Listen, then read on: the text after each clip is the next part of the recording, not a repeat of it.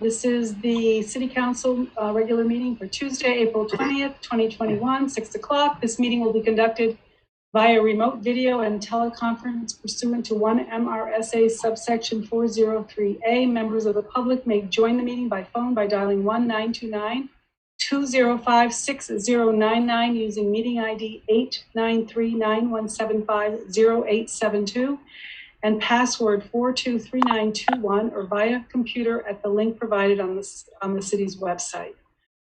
Members of the public may also submit comments via the City of Sanford website at www.sanfordmaine.org under email city departments/city council. First item on the agenda is the Pledge of Allegiance. I would ask everyone else to please mute your audio because I will be leading that this evening. I pledge allegiance to the flag of the United States of America and to the republic which it stands, one nation, under God, indivisible, with liberty and justice for all. Now we'll have a moment of silence, please.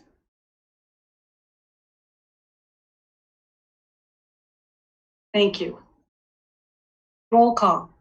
Councillor Martell. Present. Councillor Hanselman. Present. Councillor Tuttle. Present. Councillor Stackpole. Present. Councillor Lanigan. Present. Deputy Mayor Herlihy. Present. And I'm Anne Marie Mastracchio, and I serve as the mayor of the city of Sanford. We're also joined by Stephen Buck, the city manager, and Larissa Ricketts, the manager's executive assistant. The first item on the agenda are the minutes 21197-01, ordered to approve the minutes from the executive session of the city council held on Tuesday, April 6th, 2021. Do I have a motion to approve? So moved, Madam Mayor. That is a motion by Councillor Tuttle. Do I have a second? I'll second that. That is a second by Councillor Hanselman, and if there is no discussion, I will call the roll. Councillor Martell. Yes. Councillor Hanselman. Yes. Councillor Tuttle. Yes. Councillor Stackpole. Yes. Councillor Lanigan. Yes. Deputy Mayor Herlihy. Yes. And I am also a yes, and that is a unanimous vote. 21-198-01, ordered to approve the minutes from the regular city council meeting held on Tuesday, April 6th, 2021. And before I ask for a motion, I have two corrections. On page 1, Councillor Hanselman is down as being absent with notice, but she was actually in attendance.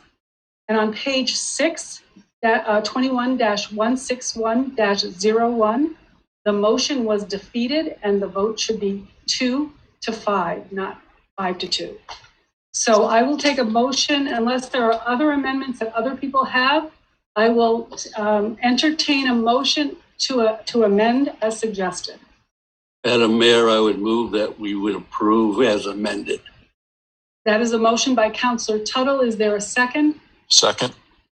A second by Councillor Stackpole. Any further discussion? Seeing none, call the roll. Councillor Martell. Yes. Councillor Hanselman. Yes. Councillor Tuttle. Yes. Councillor Stackpole. Yes. Councillor Lanigan. Yes. Deputy Mayor Herlihy. Yes. And I'm also a yes. That is unanimous vote. Now we will have the mayor's report first. I have to find all my papers here. So last week, the city manager and I testified before the Labor and Housing Committee in support of a bill submitted by Representative Tuttle that would direct the Workers' Compensation Board to study the fiscal impacts of rebuttable presumption cases for public sector employees. While no one denies that these protections are important for our first responders, this bill seeks to identify and recommend solutions that mitigate the fiscal impact on local taxpayers. So I want to thank Councillor Representative Tuttle for putting that bill in. The monthly leadership team meetings occur on the second Thursday of every month, and the April participants included School Committee Chair Don Jameson, Superintendent Matt Nelson, Manager Steve Buck, Finance Director Ronnie Champlin, and me. We discussed the school and city budgets, the Sanford Pride Elementary School construction project completion schedule, staffing and funding needs for WSSR TV, and ARP funds and how they might be dispersed. These monthly meetings have been very helpful in maintaining open communication between municipal and school governance bodies. And there will be no subcommittee meetings next week while the city manager takes a much needed and deserved week off. And I know you're all very disappointed about that. I will start with my subcommittees that I chair, and then I will ask for reports from other chairs for items that are not on the agenda this evening from their subcommittees. Municipal operations and property. There was much discussion regarding motorized use of the rail trail and the ongoing dispute between the Trails Committee and the ATV Club. No decisions were made for future use, but it was clear there are strong feelings on both sides. This question will come before the council if the interested parties cannot reach a solution on their own. The Department of Parks and Rec was tasked with developing a department policy for drivers of municipal vehicles, including but not limited to the new van. The Jellison Bridge, located on the S-Curve Road, the old Route 109, has deteriorated to the point that it is deemed unsafe and the road has been closed. This has not impacted area residents, as all homes are able to be accessed from the northern road entrance. The city will explore removal of the bridge and the creation of a pocket fishing park on land adjacent to the Mousom River that is city-owned. Infiltration steps will be constructed on a city right-of-way at the end of Shady Lane to prevent further erosion into Bonnie Beg Pond. This will be paid for with a DEP grant and a contribution from an abutting landowner. Public Safety Committee. The Police Department gave a presentation on the Power DMS system, which is a document management system designed to increase efficient retrieval of police records. The process of hiring a new police chief is beginning and will include community members, 2 or 3 city councilors, and representatives from school and city departments as we navigate the whole process. The committee discussed the need to solicit community input as to what qualities are most important in our new chief, and we are exploring the best options for gathering that information. Ultimately, the city manager recommends and appoints the final candidate, subject to the approval of the city council. The Land Bank Authority. We had discussions of properties of concern continued, and the director, Halseal, reported that dangerous building hearings have been scheduled for the May 18th council meeting. The 3 properties to be considered are 18 Winter, 37 Montreal, and 28 Emery Street. And the Fire Station Feasibility Working Group continued their discussion around deployment of the consumer survey and timing and content of public service announcements. It was decided to get the survey out as soon as possible and begin development of the first PSA. So I will ask first if there are other councilors who have subcommittee reports on items that are not on tonight's agenda. I see Councillor Stackpole's hand up. Go right ahead, Councillor. Yeah, just wanted to say that the zoning committee did meet. We discussed mineral extraction inspections and the need for someone to oversee those inspections, and that will be coming to the council at a later time.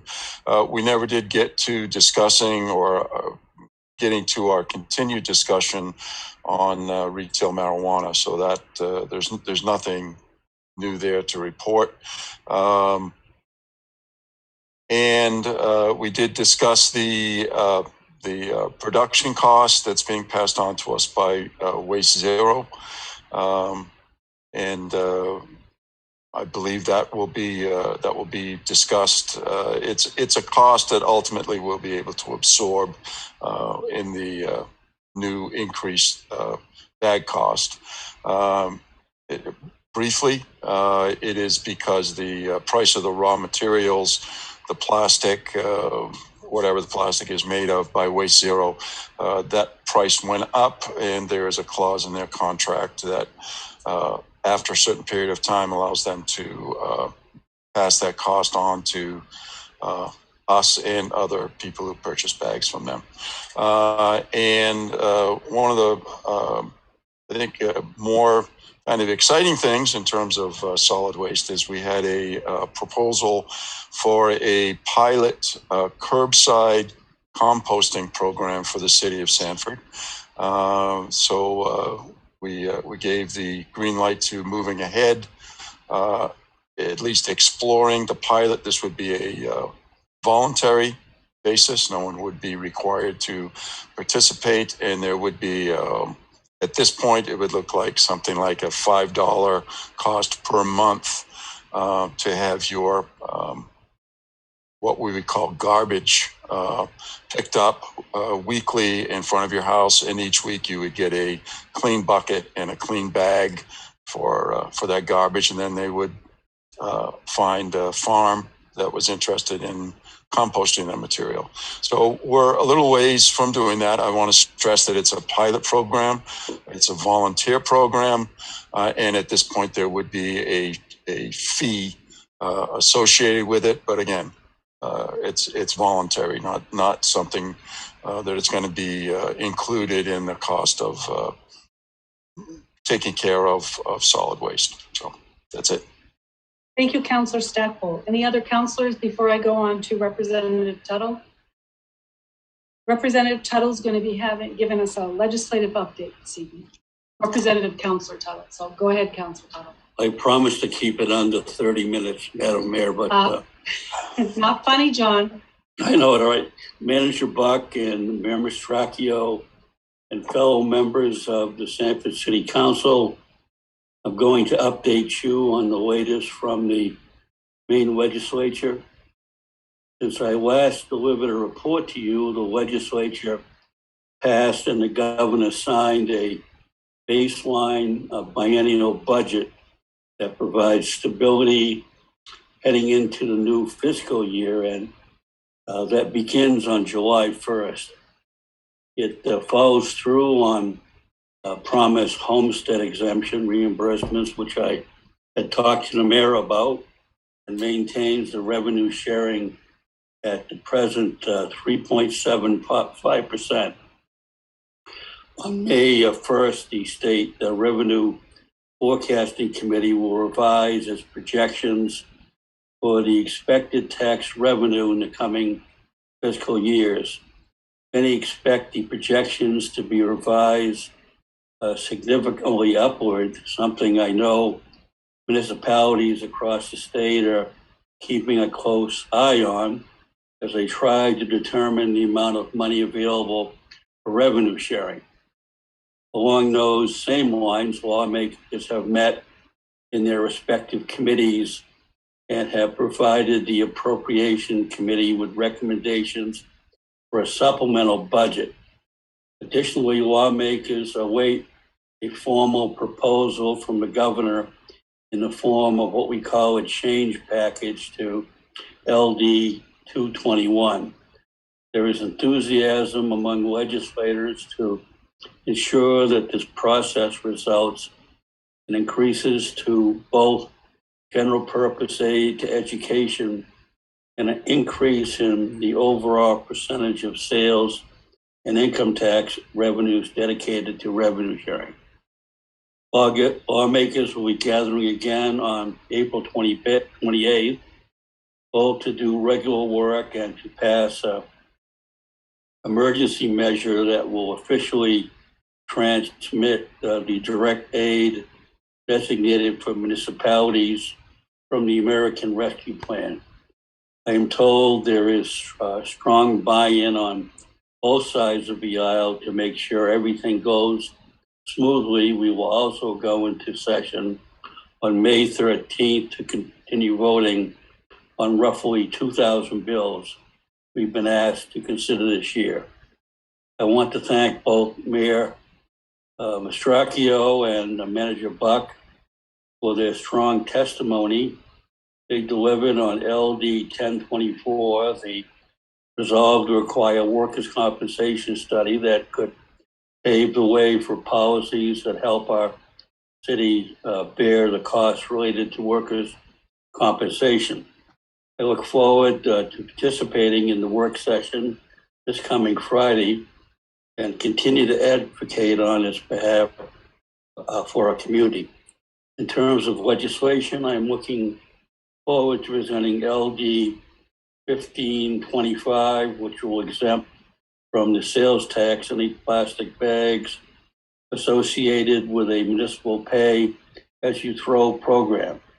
I expect it will be referred to the Taxation Committee, which it has been already, and will come up for public hearing, I'm hoping in the next couple weeks. Please feel free to follow up with me if you have any questions. Thank you, Madam Mayor. Thank you, Councilor Representative Tuttle. All right, City Manager's report. All yours, Steve. Okay, just a moment.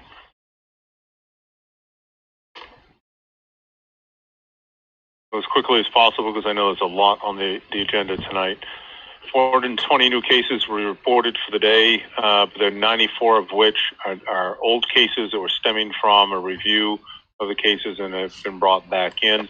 Nonetheless, we recognize that the trend is not decreasing, that is staying fairly high and consistent. Hospitalizations, currently 104 in hospital across the state, 35 in an ICU, 69 in a non-ICU, and 14 on a ventilator. In an unrelated discussion today with Southern Maine Healthcare, they noted that discouragement was that the cases have been relatively steady in the hospital, but the discouragement is they're not decreasing. They continued with about 18 patients there at SMHC and 750 dates year to date. State passed a milestone, having administered more than 1 million doses over the past weekend, 1,02,361 doses statewide, 569,000 first doses and 433,000 second doses. Vaccines, this is not positive news. The vaccines that are coming for next week are 21,060 Pfizer, 15,400 Moderna, and no Johnson & Johnson again for the second week. Again, those were paused. The J&J was paused on April 13th. I've got further information in here. There were approximately 7 million doses administered, and 6 females between the ages of 18 and 48 developed rare blood clot symptoms associated with the vaccine. It's been put on hold. There is a next emergency meeting this coming Friday, the 23rd, to further review the J&J vaccination as to whether it's going to remain on hold or be released back out. York County EMA, through the incident management team, has canceled the last 2 weeks of clinics in the absence of receiving any Johnson & Johnson vaccination. I apologize, Chief Bernardi, for the spelling. Chief Bernardi is uncertain if the IMT vaccination clinics will return through Labor Day of this year. That's a significant loss. The 3 paramedic teams of Sanford, Kennebunk, and Old Orchard Beach were standing up 3 clinics a week, doing 500 doses per clinic, so 1,500 doses will not get in the arms via that process with a lack of J&J vaccination. I've put in here the state numbers at being just under 51% first dose and just under 39% second dose. Comparison, York County continues to lag that 2.5% to 3%, where just under 48% first dose and just under 36% on second dose. And again, there is a county by county comparison, so you can see where we stand. I thought by this point in time they'd be able to divert enough vaccine to us that we would be playing catch up, but that has not been the situation. In fact, the mega center here in Sanford has actually been standing down some due to the lack of the number of vaccine doses allocated there. There's a breakdown of the doses that have been administered by manufacturer. The next graphic is a examination. I've got another week worth of data in here that looks at the total number of persons documented as having been infected with COVID-19 in both the Sanford and Springvale zip code is 1,520 to date, which represents 7.22% of the overall population of our municipality. Ending the COVID report, just a couple of quick items in here. Pending federal infrastructure bill, I know that's still a hot topic out there. Federal government continues to talk about making funds available for infrastructure improvements, or what we used to call shovel-ready projects. City is prepared to offer its projects out relevant to the downtown Planning Partnership Initiative. That's a partnership with the Maine Department of Transportation that examined all of our downtown streets and infrastructure and is slated for funding either through the former Tiger Grant process or now potentially under the federal infrastructure bill. Maine Department of Transportation just put forward a letter of support on the Carter Street and Winter Street reconstruction project that is in its final stages of engineering. That went forward for both an earmark as well as potential federal infrastructure bill pending. So that could expedite that and move that up as far as its timing. We're also planning on Sanford Net Fiber connections to an additional 350 businesses that are within a one-pole drop of pre-existing Sanford Net Fiber and being able to fund that. The key here is the federal infrastructure bill talks about broadband. The current ARP funds talks about broadband at the federal level, the state level, the county level, and the municipal level. In a conference with the Mayor's Coalition with Hannah Pingree, who is the governor's director of the Office of Innovation, it was discussed that there needs to be strong coordination starting at the state level, down to the county, and down to the local as far as how the three pools of funding coming into the state, county, and local funds are utilized, especially as it pertains to broadband. And I just wanted to note that for the first time in 7 or 8 years, I've participated in the Broadband Coalition meetings on Friday afternoons. Are they just now talking about the best means to ensure that the public funding that's going to the legacy providers, that the business model must be amended such that that public benefit is passed back to the end users and not just going to increase their profitability. We're finally making significant progress there. Parks and Recreation Facilities, there's a major project on the council agenda tonight, but I wanted to bring up that pursuant to the City Council funding and implementing the master plan, you'll see that we have an item called out there tonight for a federal earmark, and the only reason we could do that is because it was shovel ready and on the shelf and ready to go. 2 new fire stations have been studied for at least the last 7 years. That is been pre-engineered, can be final engineered within a matter of a couple of months should funding become available, and we would eagerly put that in for federal funding as opposed to taking it out of local taxation. And the last element here is the multi-year, the 5-year road CIP program for any amount of money that they can put towards road, bridges, and other infrastructure we can accommodate, applying for as much of our share as physically possible. American Recovery Plans, Sanford is estimated to receive $2.12 million. I wish I could offer new news on this, but there really isn't. Mayor Mastracchio forwarded me some further information from recent testimony at the state that was very helpful, yet doesn't really contain new information. I wish that it did, other than they anticipate that money comes to the state by May 10th. We would assume that the final rulemaking has to accompany the funding. So we should see the final rulemaking by the 10th. In there, elements that we can extract so far is the cost associated with the public response to the COVID-19 pandemic. We can utilize that funding for that. Other elements that we could consider is provide government services to the extent of the lost revenue from the public health emergency relative to revenues in the fiscal year prior to the pandemic. We have a short list on those, but I want to see the rulemaking before I'm ready to commit a recommendation to the council. We previously had started down that road with the budget committee, pulled back on those because of the uncertainty that's coming, was expressed via the rulemaking process. And the other major categories, investments in water, sewer, and broadband, specifically public infrastructure and utilities. We're waiting to see what the regulations are for that. There is a specific exclusion in there that states funds may not be used to reduce taxes directly or indirectly between March 3rd, 2021 and the last day of the fiscal year in which all funds are received.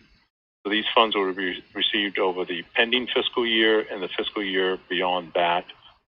So we're looking at how we may be able to utilize those funds. It would be my general understanding from using federal resources in the past that if you're making up for a lost revenue and you're attaching that income stream to make up for that lost revenue, once it's so allocated, it becomes unencumbered at that point in time and could be used to offset future costs, but we'll wait to see what the rulemaking says. For any violation of this, if you utilize it inappropriately, you must pay every penny back. We don't want to have to get into that situation.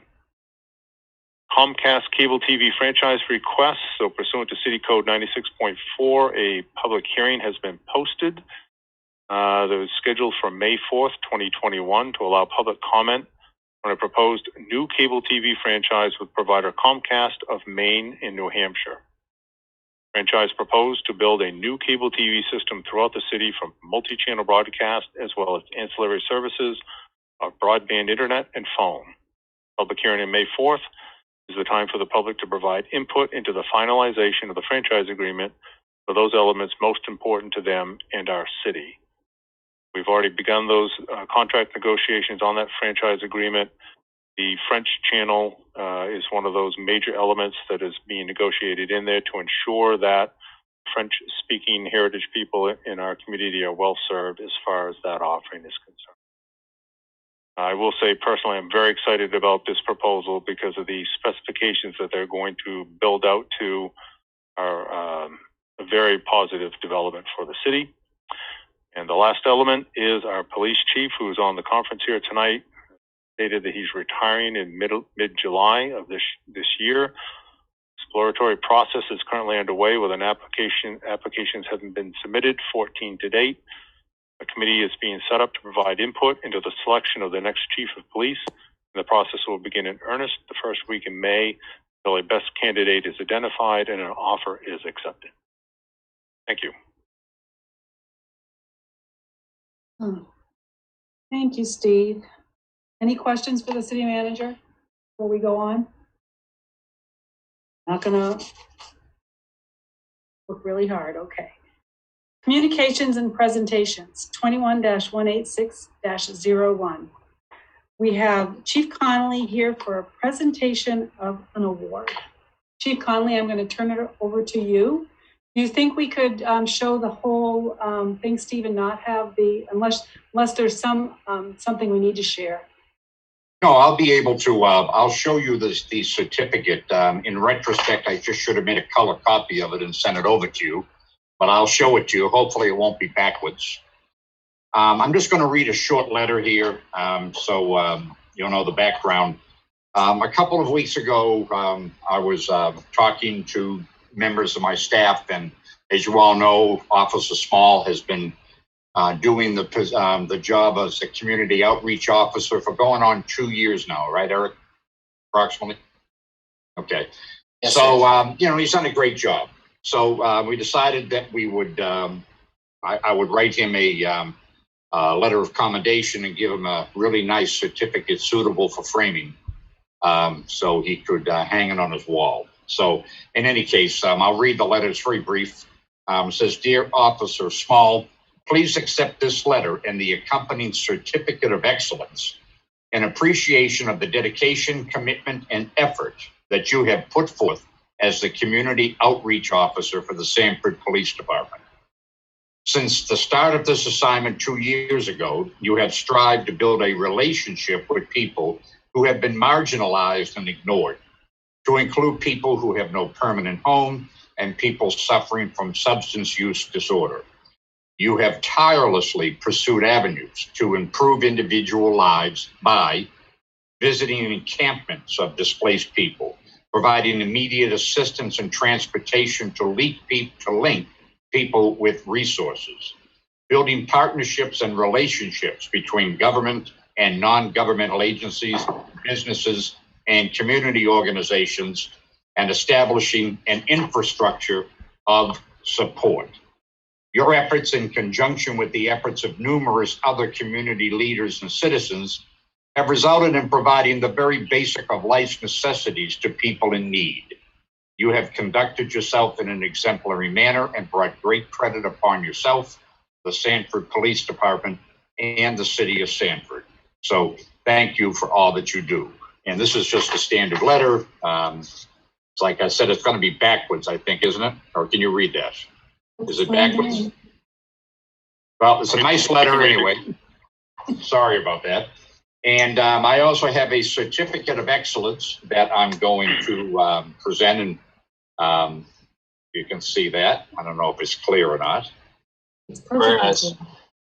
And it says this award is presented to Police Officer Eric H. Small in recognition of your dedication and commitment as the community outreach officer for the Sanford Police Department. Your efforts exemplify the depth of your kindness and the scope of your humanity. And it's signed by me on April 6, 2021. So that's for you, Eric. And I want to, on a personal note, say that I'm very happy that we decided to extend the program ad infinitum, and I'm sure that you'll continue to do a great job. You're a very dedicated person, and I think that you have really brought a lot of hope and services to people that before you took this position were not getting nearly the kind of services that they're getting now. So for me, someone who's a short timer, but I do say thank you very much. And I'm sure you're going to continue to be very successful in this. So good job, Eric. Thank you, Chief. Madam Mayor, do I have 2 minutes? I know you're jammed. Yeah, absolutely. I was going to just Okay. say that just before you speak, can I just tell you that you make us all really proud. There's at least one lady on Bougie Lane who called me crying because she was so happy to see what you did back in that area. So you make a difference, and we're all really proud that you work for Sanford, and keep up the good work. And you may have a few words to say, and I have a feeling a few other councilors might like to add their comments, but you go ahead first. I appreciate it. Thank you, Chief. I do appreciate you instilling the confidence in me 2 years ago. That will not be forgotten. But what I've really learned is I would have had little chance for success if it wasn't for a lot of people, and certainly includes this body. The City Council has bought into this, and I appreciate all of you. And it'd be remiss if I didn't mention 2019 we started this, Mayor Cody and Joe Hanslip, who were instrumental in getting this going. So I really just like to say thank you to both of those men who are not here today. And also, we got a dedicated crew of people that work for our city. Really, the police department, the paramedics at the fire department, the firefighters, the public works crew, they really are the people in the background that I'm fortunate enough to have been able to coordinate with them and to get a lot of things accomplished, from cleanups to referrals from my fellow officers out there and paramedics who have coordinated many of transports to the hospital for people in need. And then really the relationship with the Sanford Housing Authority, Diane Gary and the men and women over there who have really just given me a vast amount of knowledge around housing and around substance use disorder. Jen Ouellette, who's personally gone out to some of the encampments with me, has taught me a lot. And definitely community with the York County Shelter Program. I don't know if everybody knows this, but in early 2020, we started a mobile food pantry, and we've served citizens of Sanford over 3,000 meals at this point on Tuesdays and Thursdays. And Scott Shaker, Scott Davis, Mike Ouellette, John Dotson, and Brother Walter over there, they're out there every Tuesday and Thursday, and they're still handing out meals right now. And we also have basically an angel over at the North Parish Congregational Church, Ellen Fecto over there, if you don't know her. She has personally helped outfit 3 different people who moved into an apartment for the first time, 2 of which were veterans, and they literally had really nothing. And through that relationship, we're able to get them everything they need. I mean, I'm sure I'll forget people, but the civic organizations in town and many other people make this happen. So I think I should accept this on behalf of all the people that have been here for the city. I couldn't be more proud of the city of Sanford, and this is still a lot of work to do. And Mayor, you mentioned the cleanups. I'm able to really get a lot more things done now with all the relationships I've developed, and quite proud of that Bougie Lane one. I mean, it looks spotless down there. I mean, it really couldn't look any better. And we're doing some more at the end of this week, actually. So, Go ahead and plug it. yeah, I mean, well, we're Rotary has been great, and I'm working with Rotary on Thursday with Rotary to do a cleanup from the roundabout down to Walmart. If anybody's ever driven down there, and just look on the side of the road. So we're going to get as much as that as we can. And on Friday, Mr. Janest at Janest Concrete, and we're getting some more areas cleaned out of the woods over there on the walking trails. So when we started this in 2019, we had 4 encampments of people living outside, and today we have 1 tent with 2 people living in it. And I contacted them today, and next week they have a place to go. So we can hold strong here. We're going to have nobody living in the woods at the end of next week. And I see a lot of chatter on Facebook and online, and that is amazing if you really think about it. So we still have people experiencing homelessness, people living in cars, people that just call me randomly that have lost a place, and we have much work to do. So hope for continued support, and we'll just keep doing this. And the city of Sanford should really be proud of themselves. And thank you very much. Thank you, Officer Small. Do any counselors have anything they'd like to add? Or I see Counselor Hanselman's hand up. Just very briefly, Officer Small, I agree with you. We have some amazing people and organizations in our community, but as a reminder or a comment, it does take a special person such as yourself to rally those different organizations and those different individuals all towards a common goal. And you do inspire that in people, and that's a real gift. And we are very lucky to have you in our community. So thank you for that. Thank you, Ann. Anybody else?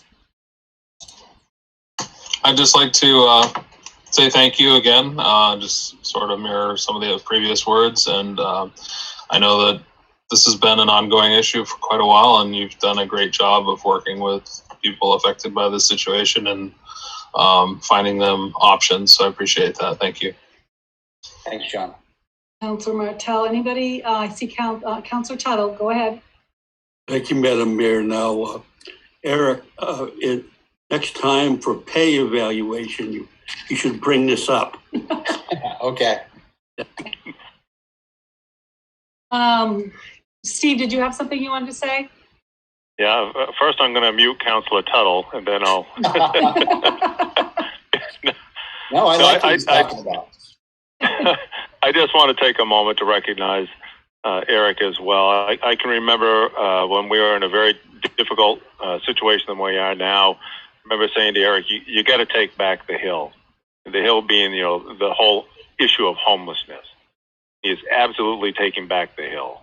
The Hill's always going to be there, but he's reached the top and taken it back, and gone from a reactive mode to now a very proactive mode to trying to get to homelessness before it occurs. I mean, that in itself is just absolutely enormous.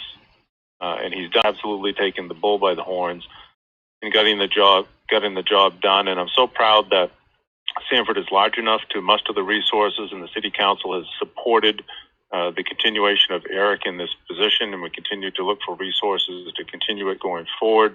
So we're large enough to do that. We're a small enough city to give the individual attention to make the true difference that we're seeing now. So thank you very much, Eric. I truly appreciate everything you're doing for the city. You're welcome. Thank you, Steve. Anyone else? Thank you, Chief Conley, for bringing this forward, and thank you, Officer Small. Thank you. I appreciate it very much. Thank you. Good evening. You're welcome. All right, we're going to go to the next item, 21-210-01, Sanford Community Forest presentation.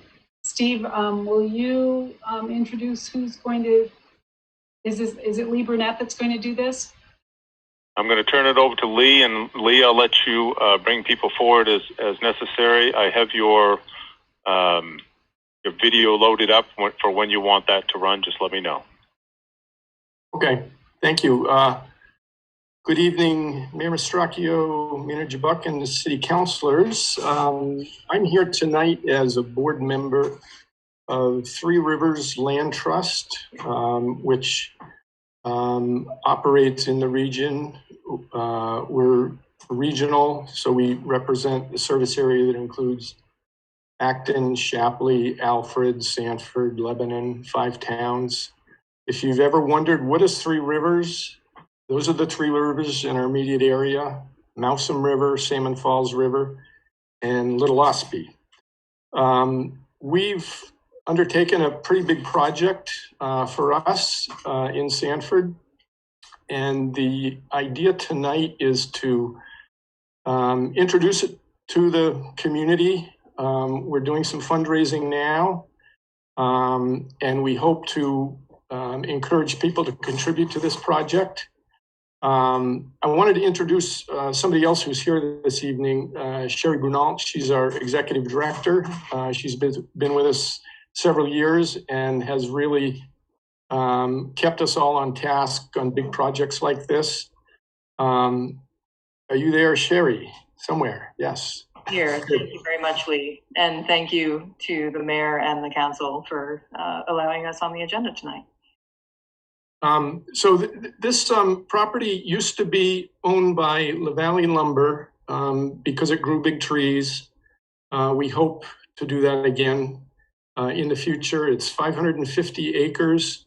There is a map that was in your packet. Do you have that up, Steve? I have another one here if you want to. Yeah, okay, here's a good one. The property is on Upper Oak Street. And it's between, there's a trailhead on Oak Street and also a couple of trailheads on the rail trail. So it's really well networked in that part of town for all kinds of outdoor activities. One of the things we had envisioned this to become a community forest, and you might wonder what is a community forest? It's really something that we're going to be working with groups and individuals to help us define it, but it's not one thing.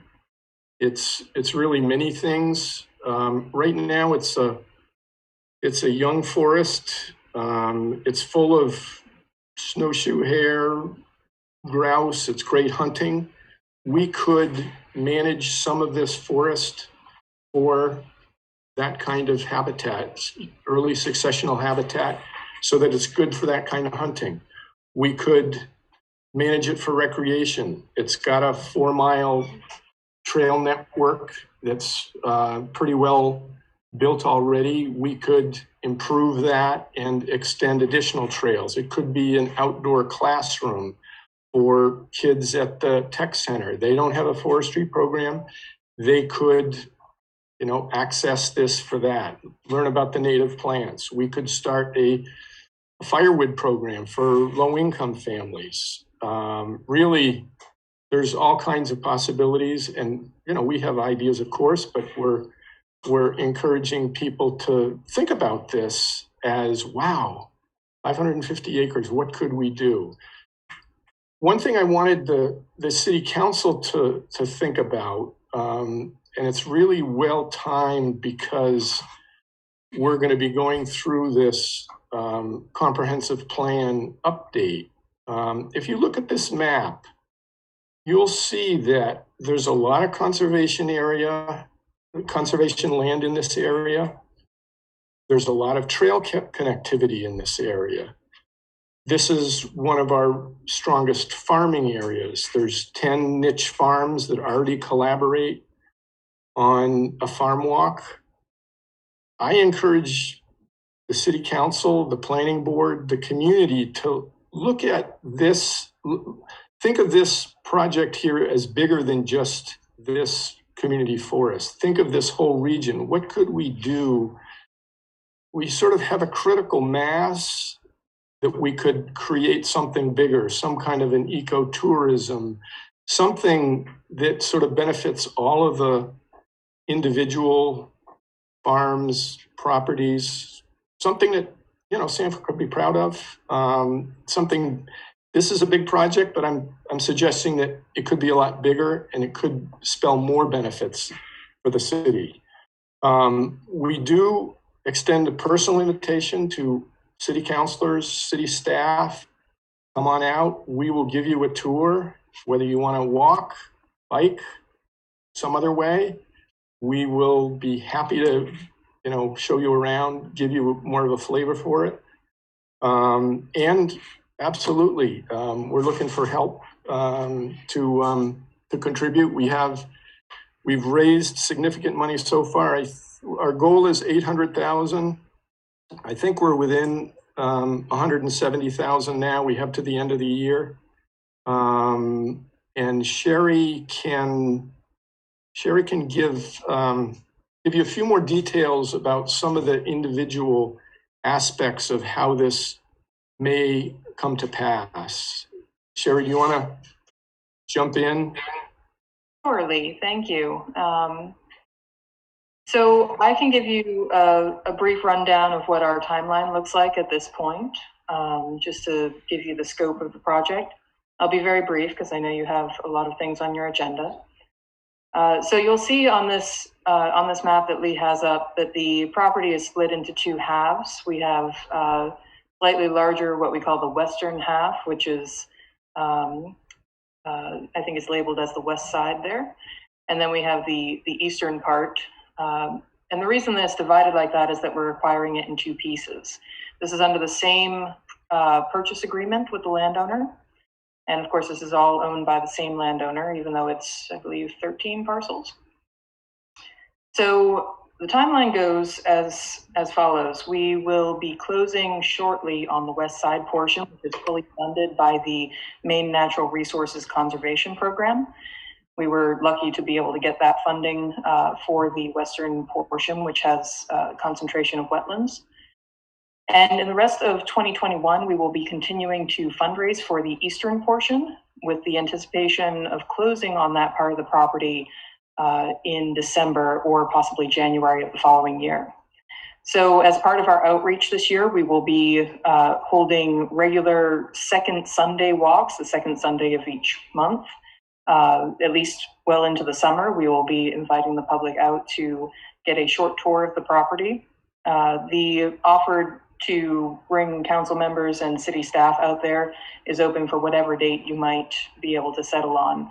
We're happy to work with you folks to get a date established.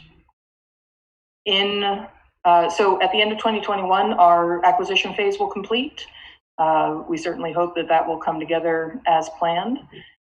Then in 2022, we will pursue fundraising for trail development and access. That will probably continue on, but we will also be starting that work to open a parking area from Oak Street, develop we hope a bus turnaround, and also to work on some of the trails which are unimproved logging roads at this point, so they do need a lot of work.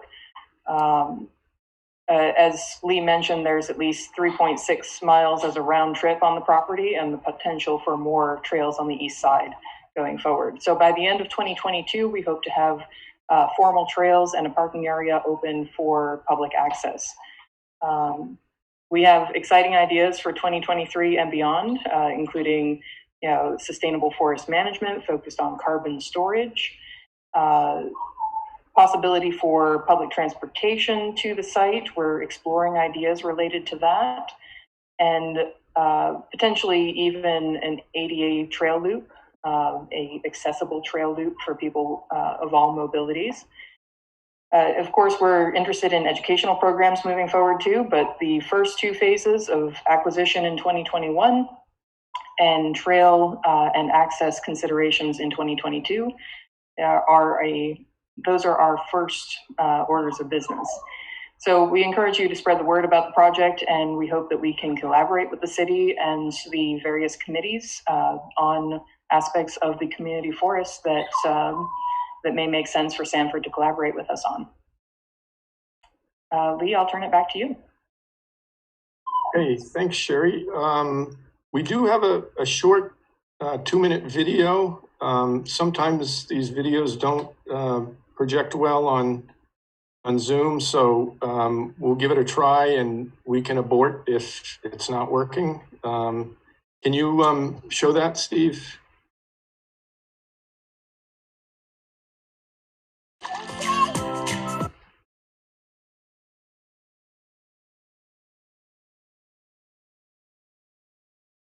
Yeah. Imagine a place made available forever for all kinds of public uses. A place to learn from plants and animals. A place to explore to your heart's content. A place to grow big trees and cycle carbon out of the air. We could create such a place in Springvale. It's absolutely within our reach. Three Rivers Land Trust has been working for the past year to make this happen.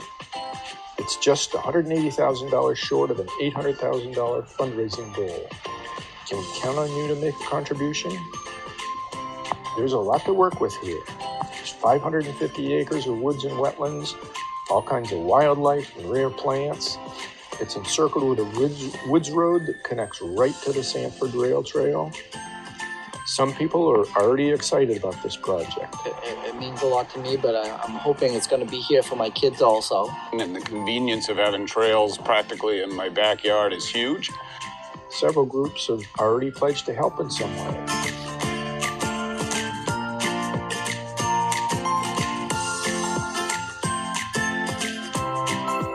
The community forest is more than just a woodsy playground.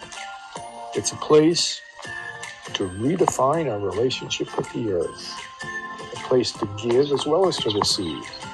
There's a lot of ways we can do this. We can restore wetlands that have been impaired. And basically create a more robust wildlife sanctuary for the creatures that live in and near these wetlands. We can fix up the woods roads that right now are gullied and rutted. We can nurse back to health and productivity woods that have been heavily logged. It's a long-term patient approach. It's not a hands-off approach. We would do thinnings to accelerate this carbon sequestration, giving and receiving. Will you make it your relationship with the earth? Three Rivers Land Trust has until the end of 2021 to raise the $180,000. Can we count on you to make a contribution?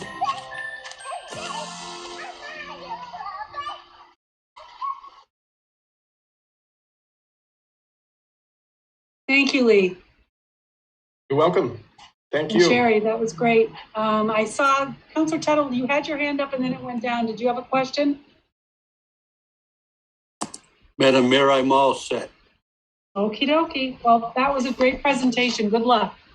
Thank you very much. I'll be back All later right. in the meeting. Thank you. Next item on the agenda, 21-194-01. Quarterly report and presentation from the Director of Sanford Regional Economic Growth Council. And I think I saw that Jim is here Yes, ma'am. and ready to go. I'm going to I turn it am. over to you. Thanks so much, Mayor Mastracchio, Deputy Mayor Hurley, members of the City Council. My name is Jim Nyman, and I manage the Economic Growth Council. I wanted to, again, like everyone else, noting that you're very busy tonight, I wanted to highlight a few things for you and then talk a little bit about the marketing plans that we have in place. So to start with, I want to bring your attention to Bulk Pack, which is a division of Bulk Packaging. In Biddeford, they are expanding to Sanford. You may have read, you may have seen the TV clips.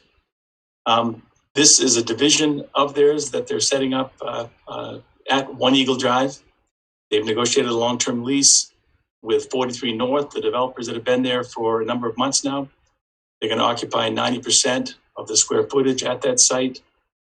They're wrapping up, the developer's wrapping up some fit-out needs ahead of their occupancy. I know they're shooting for later this spring, May 1st, thereabouts.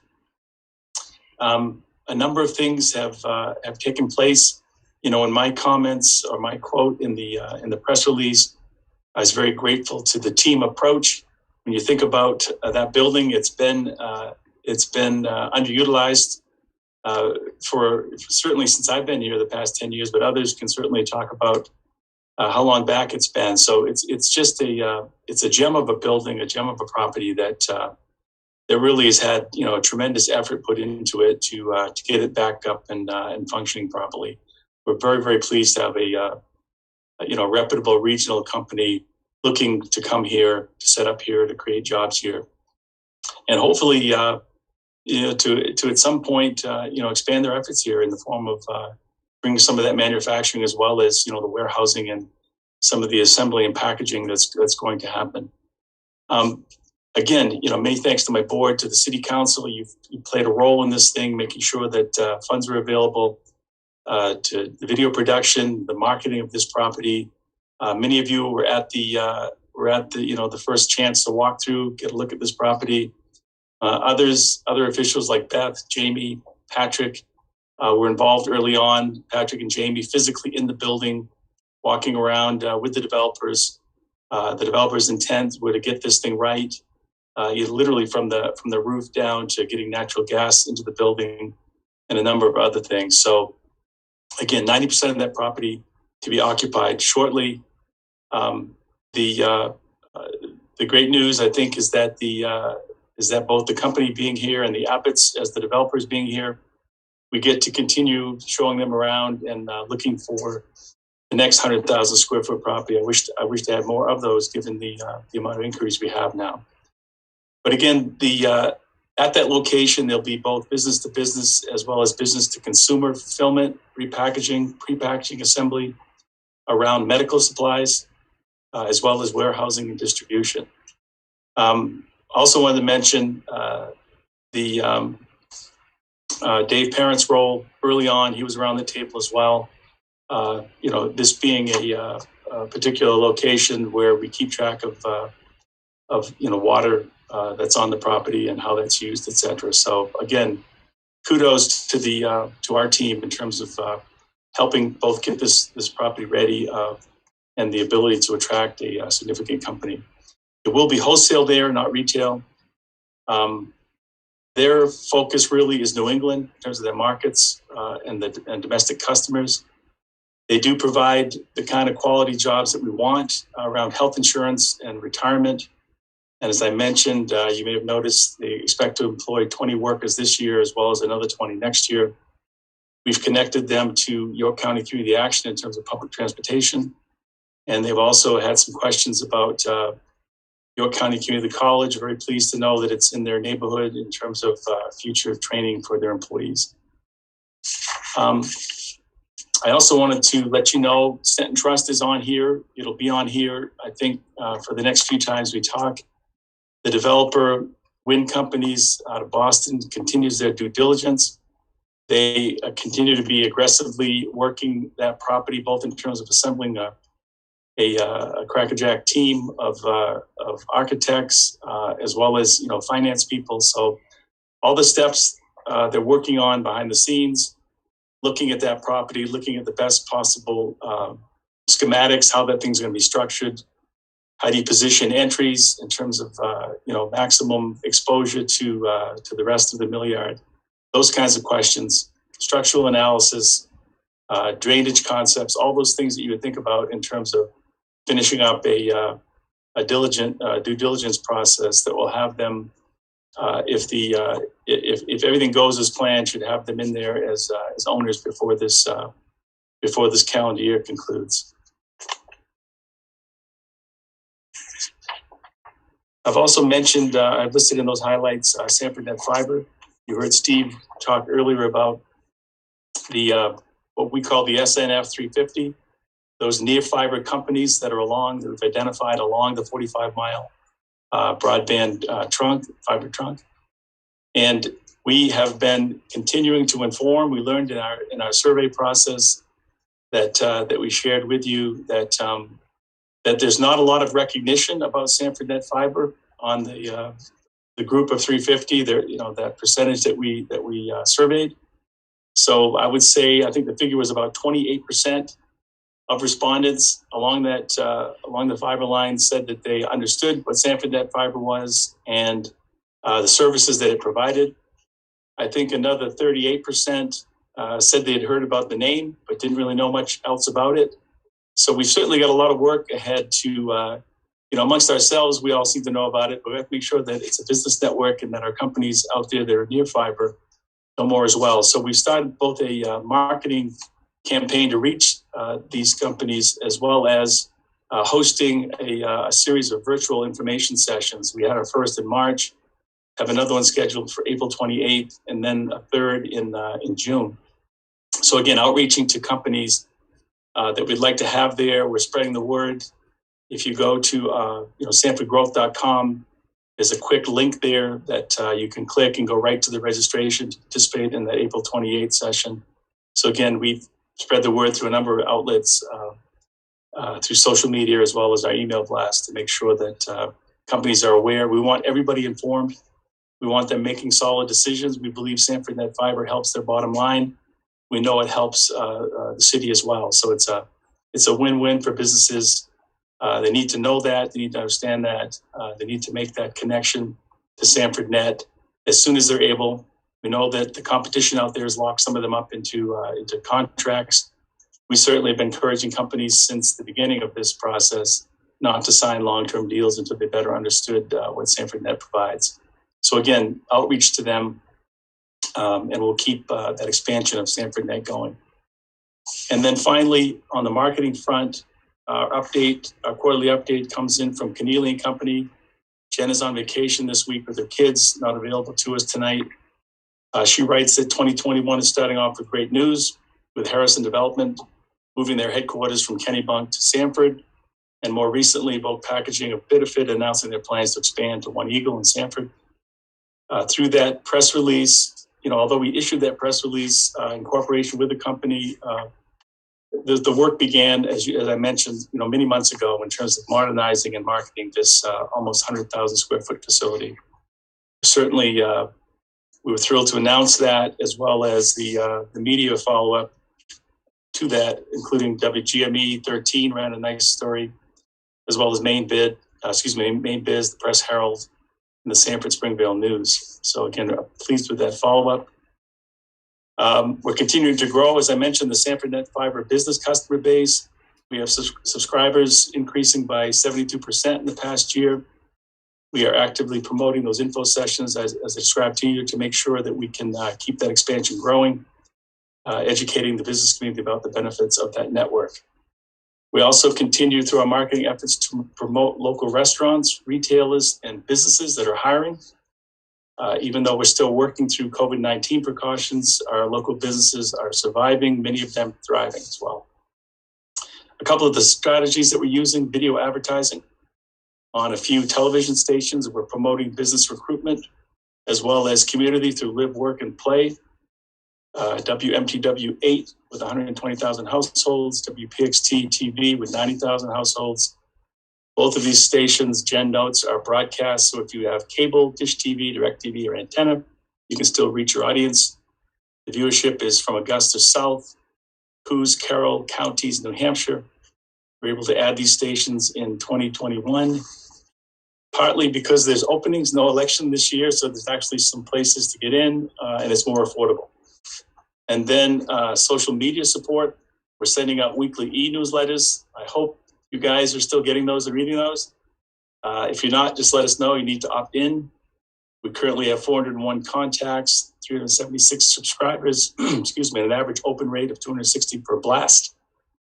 We continue to grow that subscriber list, and we have to keep writing great content that people are going to want to read. Under Facebook, we continue to grow our likes and followers. Over 1,000 in each of those categories now. And we had an intern one year that said, who would pay attention to an economic development organization? And I think we had probably 10 followers at the time. So again, we've been able to get out there more and get some stories that are interesting to people. And those numbers have increased. We've just begun with Instagram. So the more photos we get out there, the more followers we get. And then finally, Google Analytics shows that 1,609 users came to our website, and over 1,580 of them were new to the site. Pages that they're looking at are our homepage. It's got a number of bits of information on it. It runs our video, as well as a number of the initiatives that you can click on and get more information. Sanford Net Fiber is on that list. Infrastructure improvements in Sanford's on that list, as well as downtown. And the top cities that are coming to our website include Sanford, Boston, Portland, Kennebunk, Manchester, and Dover. For future steps over the next few months, we will continue to promote these 5 elements. Sanford Springville is a great place to live, work, and play. Sanford Net Fiber, our high-speed business network. The land and commercial opportunities available to Sanford Springville. We'd love to find another property or two like One Eagle, get the word out there about that opportunity. Career information in our community, where are the job openings, as well as getting information out on local businesses, restaurants, and things to do here. And with that, I'll stop and take any questions. Any questions from counselors? I see Counselor Hanselman has her hand up. Go right ahead. Jim, thank you for your presentation. We heard 2 weeks ago from Barb with York County Community Action Corp about some of their services in our community, and I asked her what if there was something that council could focus on, or a magic wand, kind of wish list of something we could do to help her stakeholders and clients. And she mentioned housing as well as childcare being top on her list. I'm curious, in your recent conversations with Vogue Packaging, for example, as well as other potential employers coming to Sanford, if you would agree that those are reoccurring themes, or what are your thoughts on those 2 areas in Sanford? Yeah, I would have to agree that they tend to come up. Generally speaking, specific deals we've worked on recently, I wouldn't say that those 2 have been items that have been a focus. Can I just add to what Councilor Hanselman has been saying? We've been having some discussions. There seems to be one of the big issues for a lot of people in Sanford, and it's been brought to a head kind of by COVID, but that we have a large number of working parents in a home and needing childcare and unable to find it. And if anybody follows any of those Facebook streams that discuss it, you would see that it's from one to the other. Does anyone know if it's open? They mention one, they go, no, they're full. No, they're full. So we're looking at data in our strategies for a Stronger Sanford group, as well as with York County Community Action, trying to figure out if there's something that we can do locally to help people get back to work, because we think that there are people looking for employees, but that there are issues that are holding them back, and one of the big ones is childcare. So that's something going forward that I'm hoping that the Growth Council will be looking at. Okay. Anybody else have any comments or questions for Jim? Seeing none, thank you, Jim. All right, you're very welcome. Item 21-204-01. Presentation from the Budget Committee on the municipal budget for fiscal year 21-22. I am assuming that the chair of the Budget Committee and the city manager have discussed how this is going to go today. Yeah, absolutely. So a little background, and then basically I'm going to turn it over to the city manager, who has prepared some informational slides for us. Of course, I want to thank the members of the Budget Committee. That is a one-year position, so they appointment, I should say. So they are still active, and I want to thank them for their participation in developing the budget this year. This is now, or has now, moved on or moved up to the City Council for deliberation and final approval.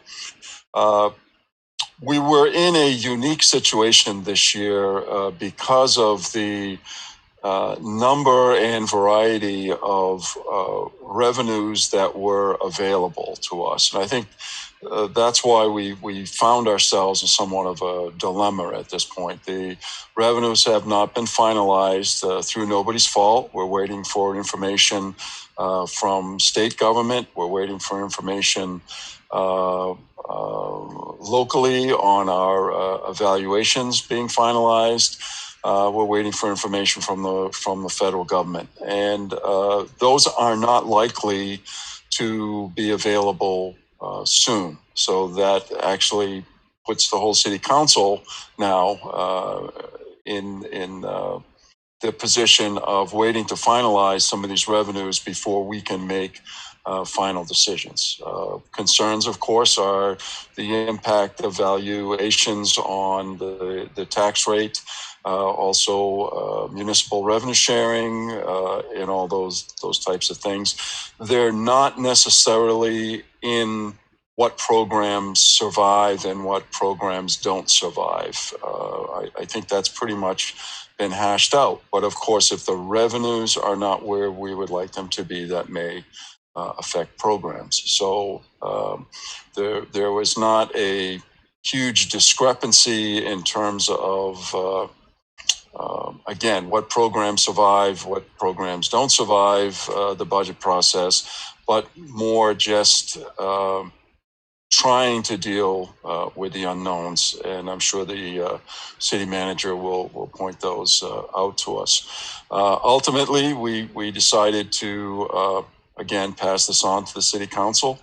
And I would expect that we will receive the information this evening, but quite possibly not take any action on the information again until more revenue information is available. So with that, I will turn this over to City Manager Steve Buck. Thank you. Go ahead, Steve. Thank you, Councilor Stackpole and Chair of the Budget Committee. This is the last presentation that was done to the Municipal Budget Committee, for which they selected to move this budget forward to the City Council. And so I'm going to make this presentation tonight. It's a historical perspective of where we started, where we left off with the positive elements that are still sitting out there, yet to be determined, but all in a positive manner as opposed to a negative manner, which is typically the situation that we sit in. That being said, this is the presentation that was done for the committee that they have moved forward. Started out with the first derivation of the municipal budget with county taxes at just under $800,000. Call out for municipal services of $27.2 million, an increase of $956,000 year over year. No change as far as the requests from the libraries at $561,000, outside agencies at $96,237. No change there. And debt service coming in at $1,858,000, an increase of $671,000. You see later on that just the payment portion of that was authorized in November of 2019 is $706,000 of that. Year-over-year increase, municipal appropriations at $30.5 million, an increase of $1.6 million for the year. Municipal capital reserve was called out at $3,922,000, and there's a supporting level of slide for each one of these categories. An increase of $654,000. The majority of that is all tied up in those voter-approved November 2019 referendum articles, and you'll see that in a later slide. So total appropriation of $30,457,000, an increase of just under $2.3 million year over year on the appropriation. The revenue sharing at 3.75% shows an increase of $256,000. That's just on the anticipated performance of the increase in the state revenue. As was discussed earlier this evening, they are due to reproject that on May 1st. We have seen the reprojection of the revenue sharing, and you see that in the later slide. Based upon that, so we anticipate that projection to come in even stronger than what we had already seen for a budget forecast. Municipal revenues increased very positively at $11 million, just under $11.2 million, an increase of $686,000 for the year. So total municipal revenues for the non-property tax increased to $15.1 million, an increase of $942,000, leaving a net taxation call out for municipal services of $19.3 million, an increase of $1.3 million. In the presentation, I'm not going to go through all of the detail, but the various categories that the committee looked at are the logical categories of what changed in salaries, full-time, and overtime. See an increase of $398,000. employee benefits, an increase of $373,000, and contract services, an increase of $137,000. Consultant fees as a category changed by $19,000 for the year. Utilities are up at that point in time at just $10,933. This has now been reprojected because of the latest and most recent response in petroleum-based prices is now escalating rapidly since the first of the year. Gasoline and diesel is going to be reflective of that in a later slide. Electricity, you see a decrease of $32,000. This is representative of the first year conversion of the city's streetlight inventory to LED streetlights. There is a call out for the lease purchase of those lights over the next 4 years. You'll see that in the capital program. It produces a first year, actually a second year reduction of an additional $32,000. The 4-year savings on this will be $120,000 a year going forward once the lights are paid off at the end of the 4th year. All of the categories, a change of just $43,152. So the net operational expense change for the year coming in at $27.2 million, an increase of $956,000.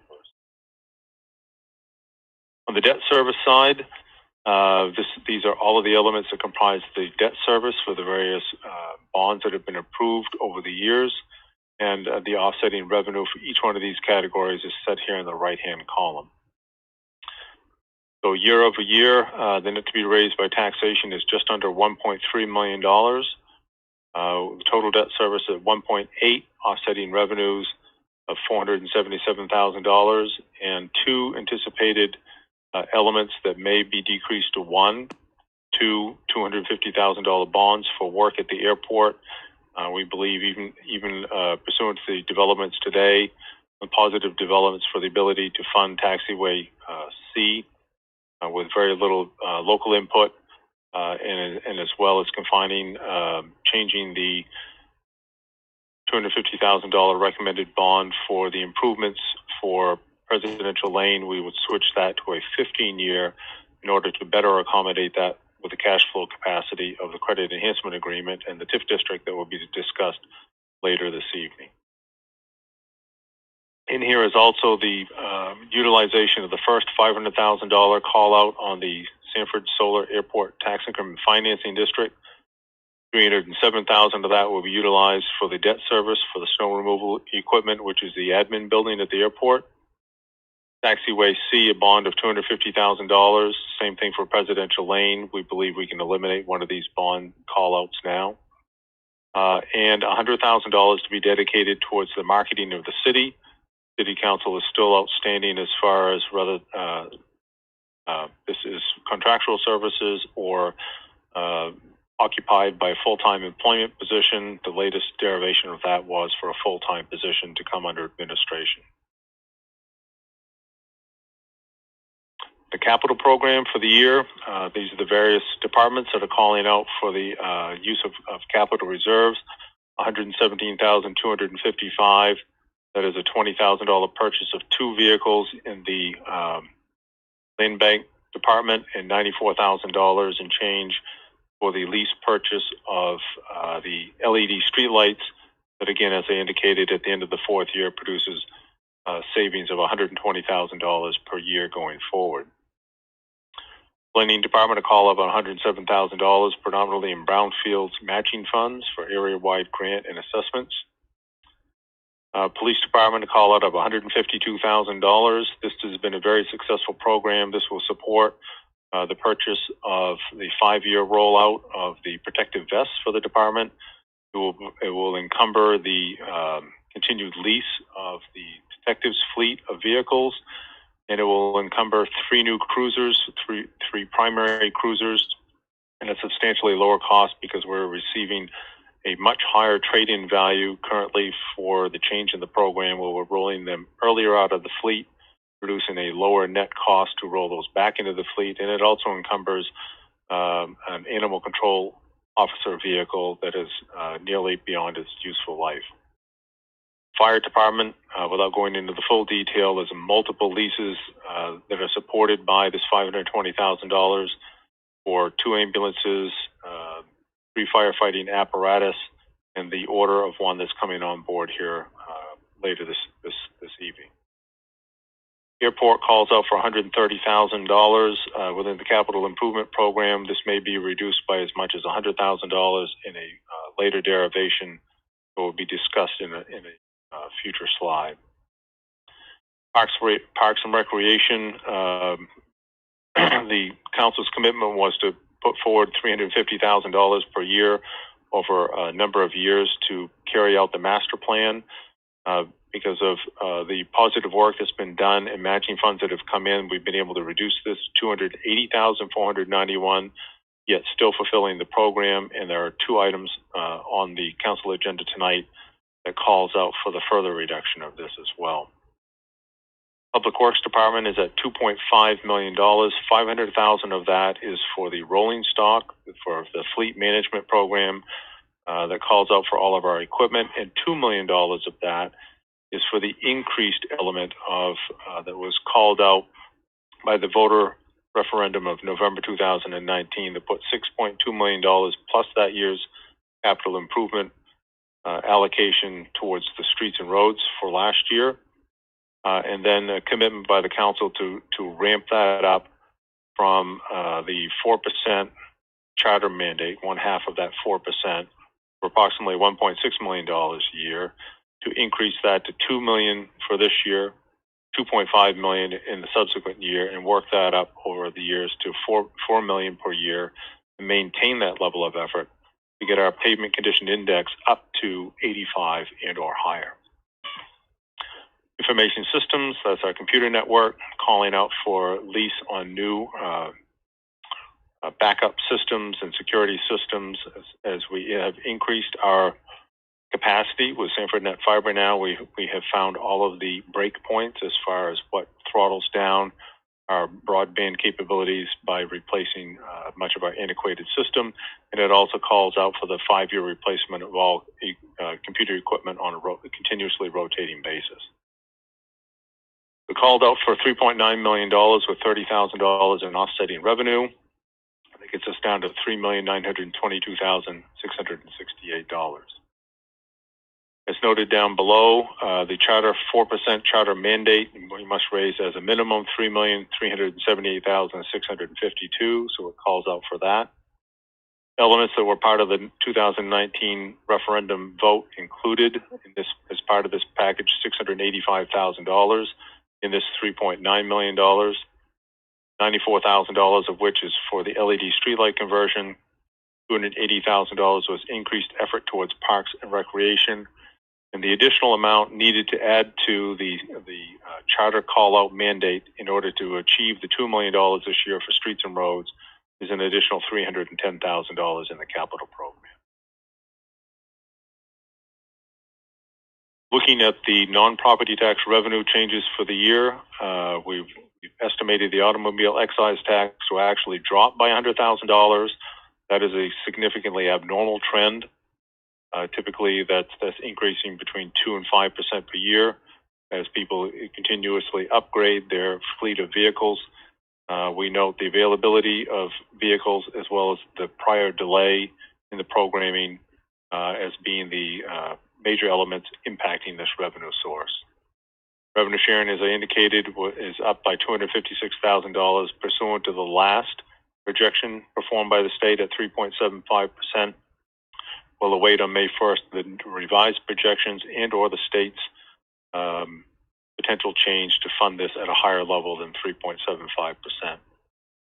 Waste transfer revenues are up by $112,000. Majority of that increase will be utilized this year to offset increased cost in the waste hauling program, as well as the disposal cost for both MSW and recyclables, and as well as a recently announced of a increase in the cost of producing the pay-as-you-throw trash metering bags because the cost of the petroleum film product has gone up significantly as it's being heavily marketed overseas and putting pressure on the U.S. markets. Even though it's produced here in the States, it's being pushed overseas.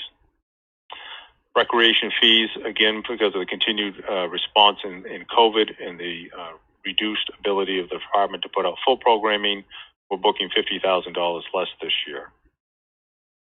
Continued increase in the solar revenue. This comes off the lease portion only, not the property tax, but the lease portion only for the airport-owned parcels of $112,860.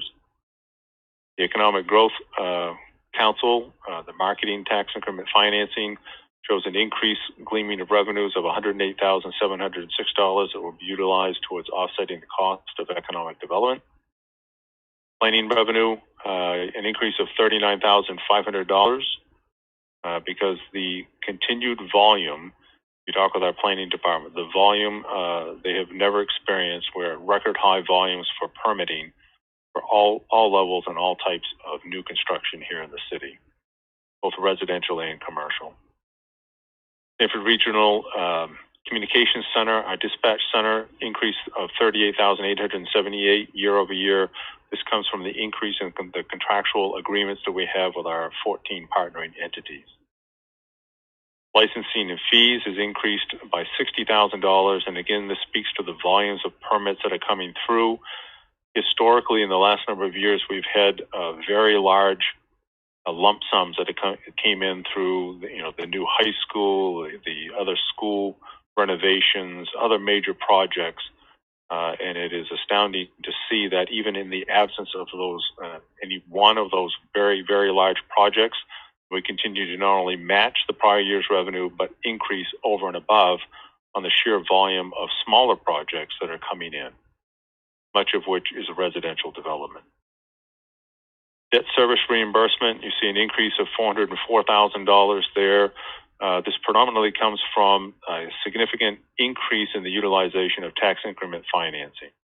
The airport solar TIF district by itself increased by $500,000 this year, as did many of our other tax increment financing districts, where we've put 100% of that $900,000 some odd dollars to work, which the year-over-year increase is $404,000. So I just want to call out and commend the city's efforts towards utilization of tax increment financing and what it's doing to take prior cost off in our balance sheet and being able to fund that through those sources. All of the revenues across all of the categories decreased by $40,273, yet producing a net increase of $942,884 year over year for the non-property tax revenues. Looking at the net call out for taxation, it's currently at an increase of $1,338,000. We thought that it was educational to bring forward those elements that were voter approved as part of this increase this year. $706,000 of that comes from the debt service on the pavement program that was voted in. $94,000 of that is called out from the streetlight LED conversion that produces the long-term savings of $120,000 a year. We have the increased effort. It was supposed to be at $350,000, but we've got it down to $280,000 for the implementation of the long-range plan for the Parks and Recreation program, and then the additional effort to raise the charter call-out for streets and roads from its approximately $1.6 million to $2 million in this fiscal year, so an additional effort of $310,000. That represents $1,392,000 of the increase as called out in taxation this year. In other words, absent these voter-approved elements, the net taxation would have decreased by $53,509 for the year. That's the first derivation of the budget. Looking at the estimated impacts, I would ask the public to completely disregard this graph. This was an earlier presentation, at which time we were looking at an estimate of $80 million in new valuation or valuation increases in the community. That number has changed dramatically and has shifted this curve dramatically downward. But we've left this curve in for historical perspective so that we can see where we started from to where we can go moving forward with the City Council.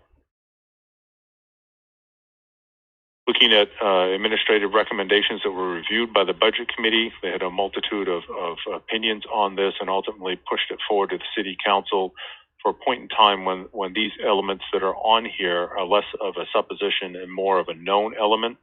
I think that's the significant point in here. We looked at the implementation of 2 firefighter EMS positions as called out in the bargaining agreement. The same thing in dispatch at a cost of $179,630. Was widely supported to reinstate part-time grant writer funding at $17,112. Again, from the first of the year, when the original budget, as was just presented, we've seen a significant increase. Finance went back through and recalculated that book. Can now see an anticipated $50,000 increase for the year because of the change in petroleum prices since the first of the year. Outside agencies, and can be reduced by $6,000 moving forward as literacy program has pulled its request for funds is no longer being needed. And then there is a consideration of not paying the former request of $13,500 to the chamber and paying as a member as opposed to the request that was originally submitted by the chamber. So in that, it would produce a net increase of $441,000 on the expense side. On the capital improvement portion of it, because of the changes that are coming forward in the American Recovery Plan, there's a higher level of reimbursement both on the federal level as well as the state level that can decrease our need for resources by $100,000 as far as that program is concerned. So that's another adjustment that still sits on the table waiting for finalization. Revenue sharing. There's a multitude of opinions on this. It's currently set by the state's accepted budget at 3.75%. It was, on the Committee for Taxation, a unanimous recommendation to move that to 5% this year. I talked extensively with the mayor on this, who keeps in very close contact with her former legislative counterparts. I recognize I've got my poker face on revenue sharing, so here we go. The state did project, pursuant to law, the 5%. They've put that estimate out there. It's an increase of $529,715 for the city of Sanford. I find it very difficult, a matter of political prowess. If they pull that back at this point in time, I think there's going to be large voter ramifications for doing so. I find that the state has the fiscal capacity to fund that at 5% this year, as it should have been for the last number of years. And the other element that is probably my biggest disappointment in this presentation tonight, we were looking at booking $160,000 of revenue that comes from the hard work of the men and women that are the Sanford firefighter and paramedic team within our department. For volunteering to stand up. Yes, they're paid for their services, but we will be reimbursed by the federal government for their services on a per vaccination basis. And by their implementation of weekly vaccination clinics on the Johnson & Johnson vaccinations, plus the work that they did and stood up for the Phase 1A providers, we anticipated a minimum revenue of $160,000 gleaming from those clinics. That we were going to ask and request to be utilized to offset the implementation of 2 firefighter paramedic positions for the ensuing year. At this point in time, until they reinstate the Johnson & Johnson, we will not be allocated either Pfizer or Moderna vaccinations to perform those clinics. So until such time as they reinstate J&J, we will be unable to carry those clinics forward. You see on the bottom of this is the American Recovery Plan. There still is potential here. All of those considerations you will see were pulled off the table at this point in time, pending the finalization of the rulemaking and our ability to utilize. If we are able to go back and book some of these incurred expenses that the city administration has absorbed within the budget and making significant adjustments internally over this last fiscal year, we'll be able to recoup some of these funds. And if I believe the rulemaking carries forward as it might, we would then be able to utilize these as unencumbered funds and move those forward to offset expenses in the ensuing year. So that is still outstanding.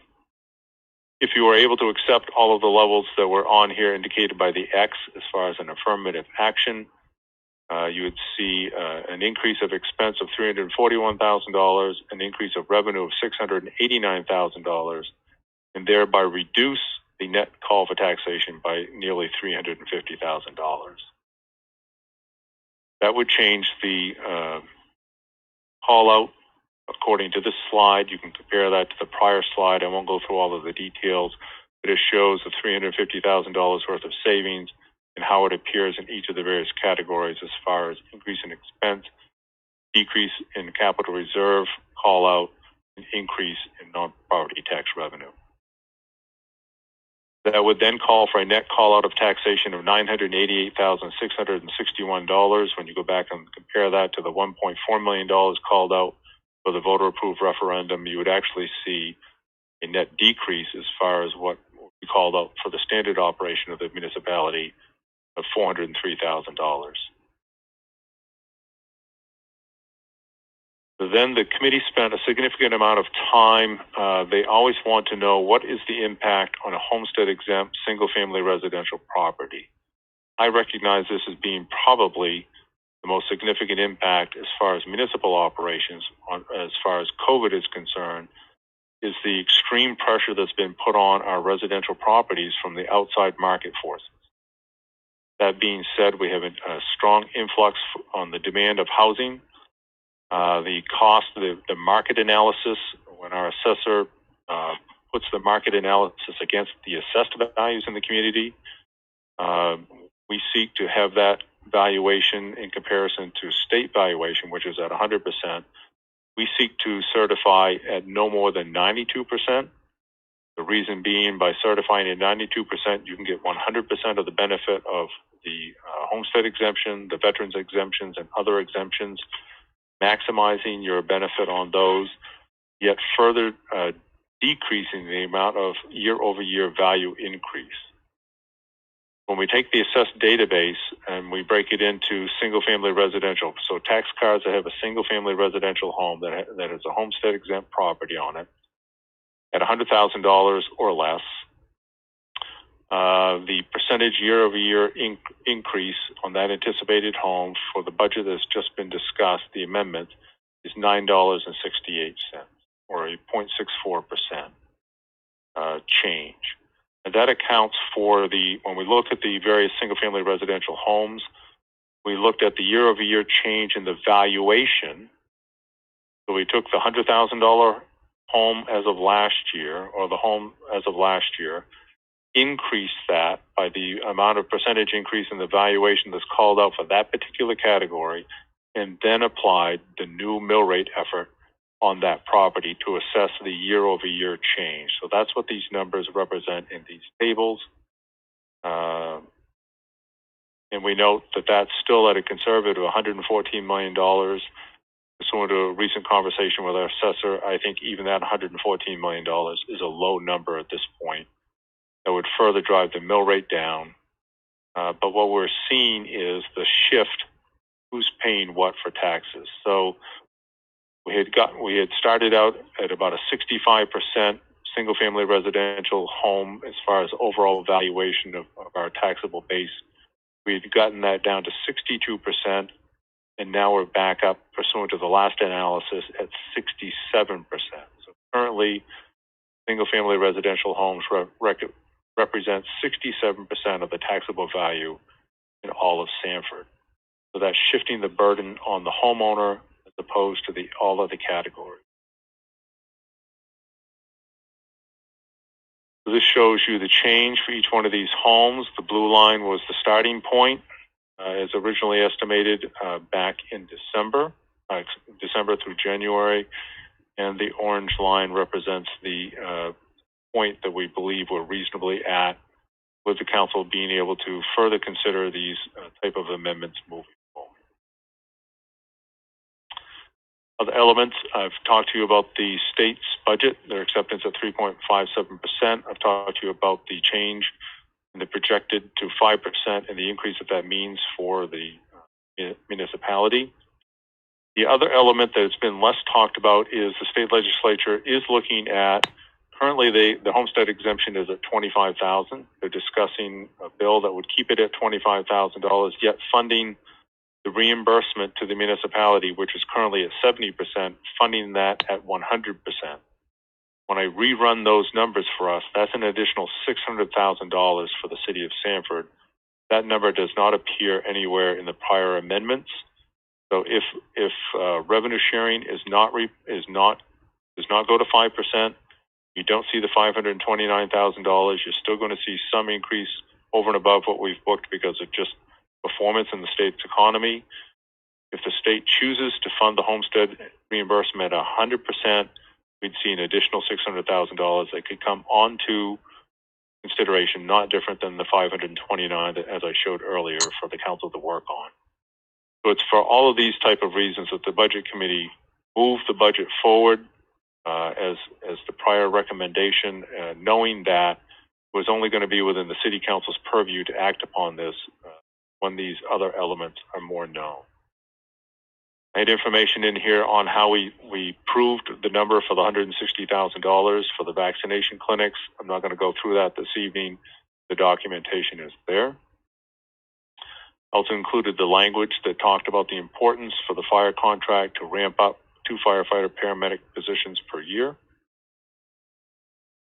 Also, there is documentation in here on what is known at that point and this point in time that our understanding has not changed. Here's the documentation on the future utilization of the American Recovery Plan funds.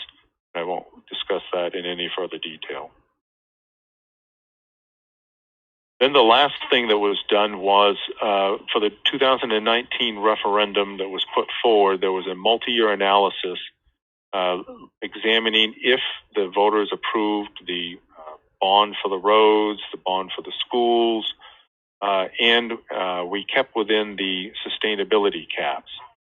The budget committee process and the city council had developed sustainability goals, which previously had been 4% on expense, 4% on revenue, and 4.73% change year over year on net valuation. And the analysis was run out to see what it would look like going forward in the future. That analysis was updated pursuant to what we see now, 2 years after the fact. And we're still looking at a 4% increase year over year on expense, a 3.5% increase on revenue, and a 5.5% increase on valuation. We'd run that same analysis out. And as was previously predicted in 2019, you see that this year is the high year, as was previously calculated. But now we've come down to a more reflective 19.58, whereas this was somewhere in the 22 plus mill rate on the prior analysis. But the analysis is still showing that over time, this mill rate is going to continue to decrease as the debt service has been met on those prior projects and continues to lower, even though there's a 4% increase in expense and a conservative estimate of 3.5% increase in revenue and a conservative 5.55% change in net change in positive valuation. That ends the analysis and the analytical work that was done by the Budget Committee. I want to thank the Budget Committee for an exceptional process this year, and I'll turn it back over to the Chair, Councillor Stackpole. Yeah, I just wanted to sum up a little bit. First of all, thank you, Steve, for the excellent and informative presentation. First of all, in my own opinion, I didn't think this was a bad budget to begin with, or where we left it. I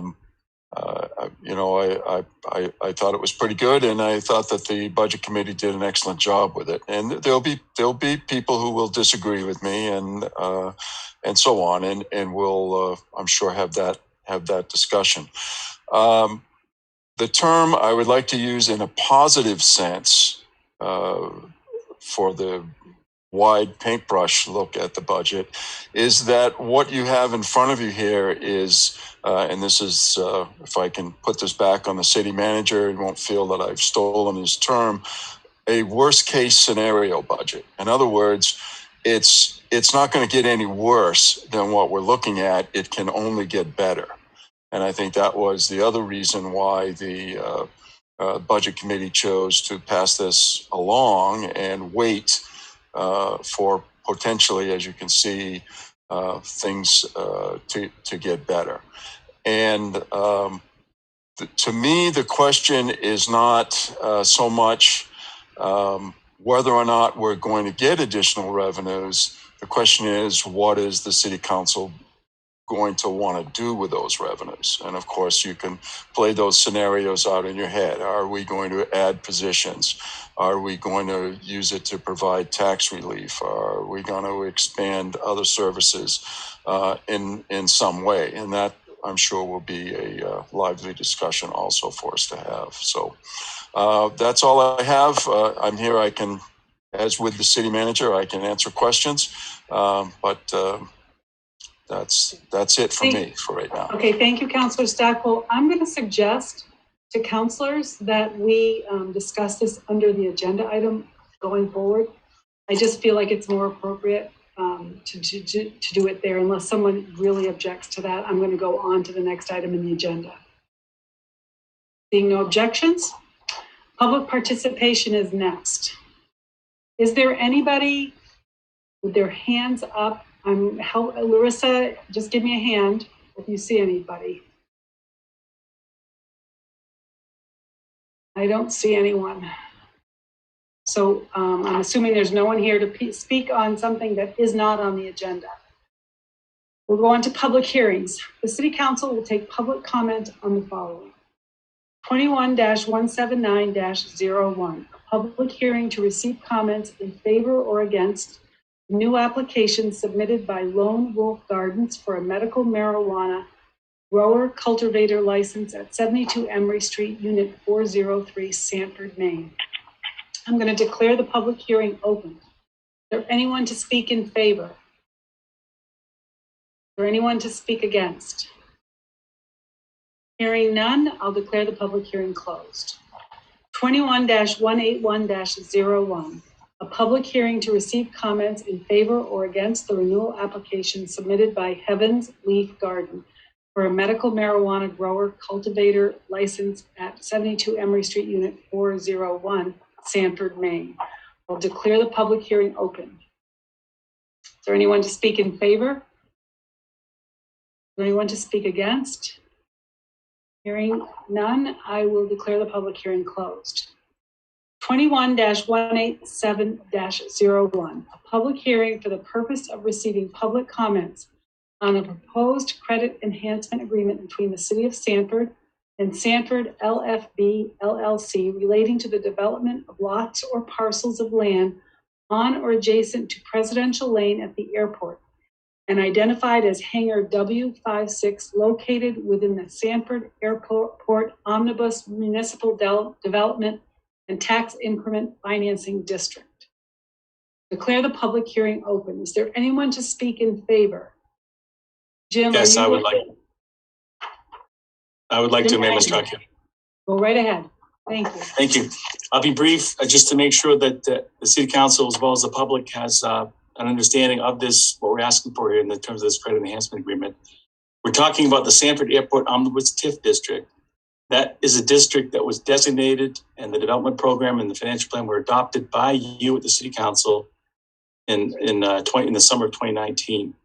The state of Maine, through DECD's office, approved that district and that development program towards the end of August in 2019.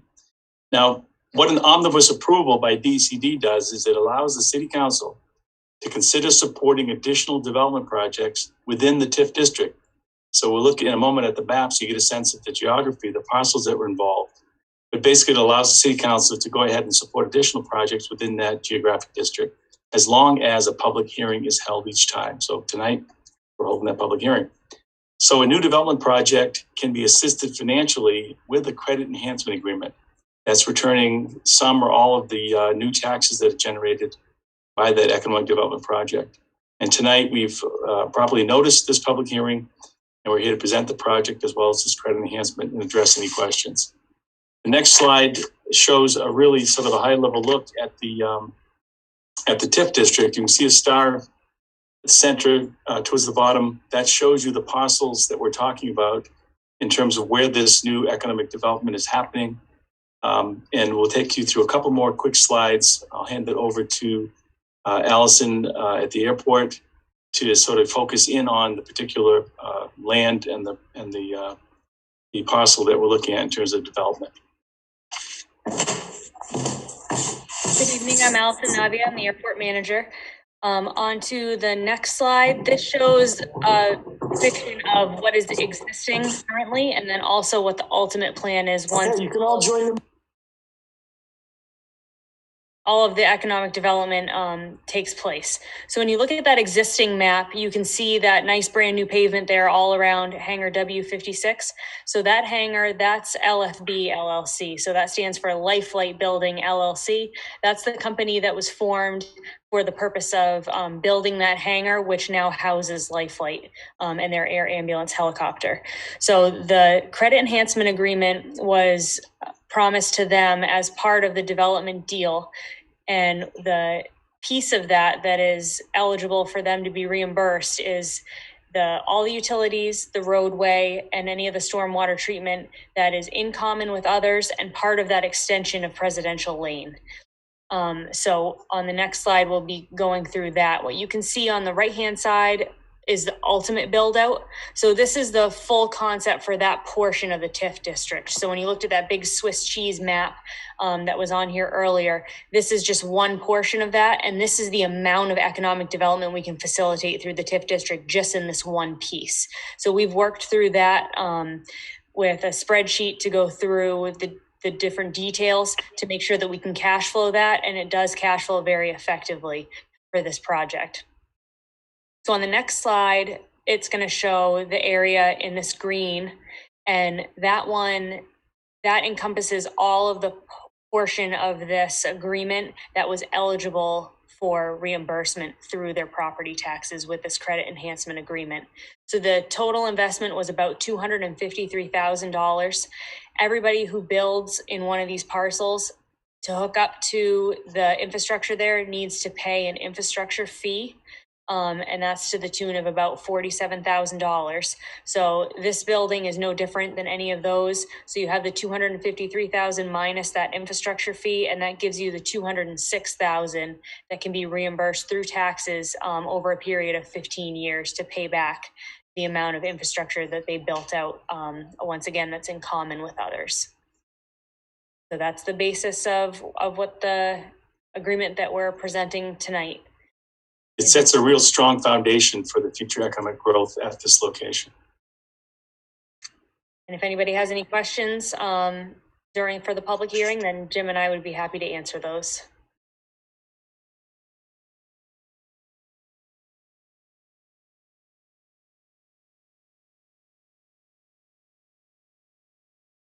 Nope, Madam Mayor, you're muted. Sorry. I did that on purpose so that you wouldn't hear my dog. Is there any other questions from counselors? I just Counselor Stackpole? Yeah, I think it's worth saying that a lot of this information was presented to the council in executive session previously. And so this is just for the public in general. I don't want the public in general to necessarily think that we're just accepting this without any consideration or debate or anything. We've already been appraised of this situation and had the opportunity to discuss it. Any other questions or comments? Anybody else to speak in favor? Anyone to speak against? Hearing none, I will declare the public hearing closed. Thank you. Thanks. Next item on the agenda, 21-180-01, the consent agenda. If there are no objections, the consent agenda will be approved as written. Old business, there is none. New business, 21-205-01, ordered to receive and take action on the Budget Committee's recommendation for the fiscal year 21-22 municipal budget. I will entertain a motion to discuss. So moved, Madam Mayor. That is a motion by Councillor Tuttle. Is there a second? Second. A second by Councillor Lanigan. Okay, let's discuss. Do we need to have any screen sharing, or should we just have everybody up there on the screen? Okay, thank you, Steve. All right, anybody want to begin? I would like to, before anybody makes any other motions, let's leave the motion to discuss on the table until everybody feels like they've had their say. That's the only request that I have. And who wants to go first? I don't mind starting. I was on the budget committee. All right, Councilor Hurley, go right ahead. I thought we had some really good discussions on this particular budget. I was one of the ones in favor of pushing this forward until we were sure of the revenue portion before we considered any additional expenses.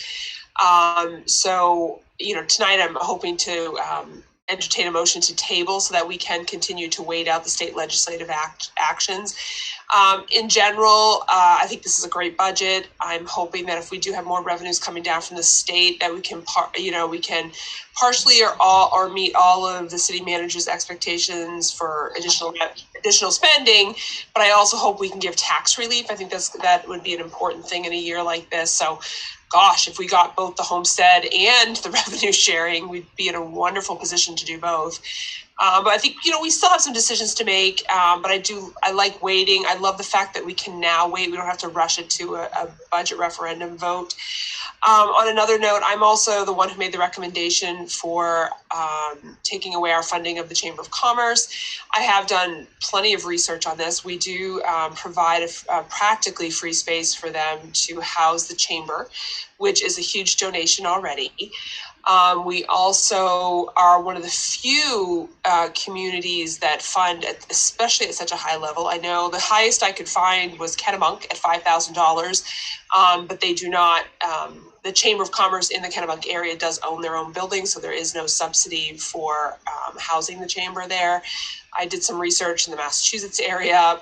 The mentality there is that the city is seen as a partner, but it's in a different way. It's, when we want to have events, the city provides, police and fire and road blockades, and they do all of that. That's their contribution to the work the chamber does to support businesses, which is what a chamber is supposed to be doing. It's not supposed to be an arm of the city government. So I was one of the ones who made that motion to take that funding away, and it's still on the table and it's still up for the city council to discuss. So those are my comments. Thank you.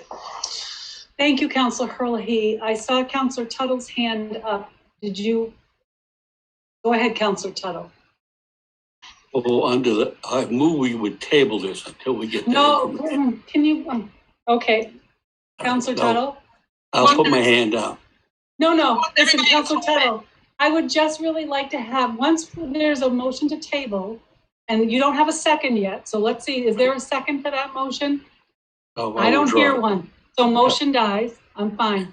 Just so everyone understands, once there's a motion to table that gets a second, if we table, there is no discussion after a motion to table. So I would just appreciate us holding off on that until everyone feels like they've said what they want to say this evening.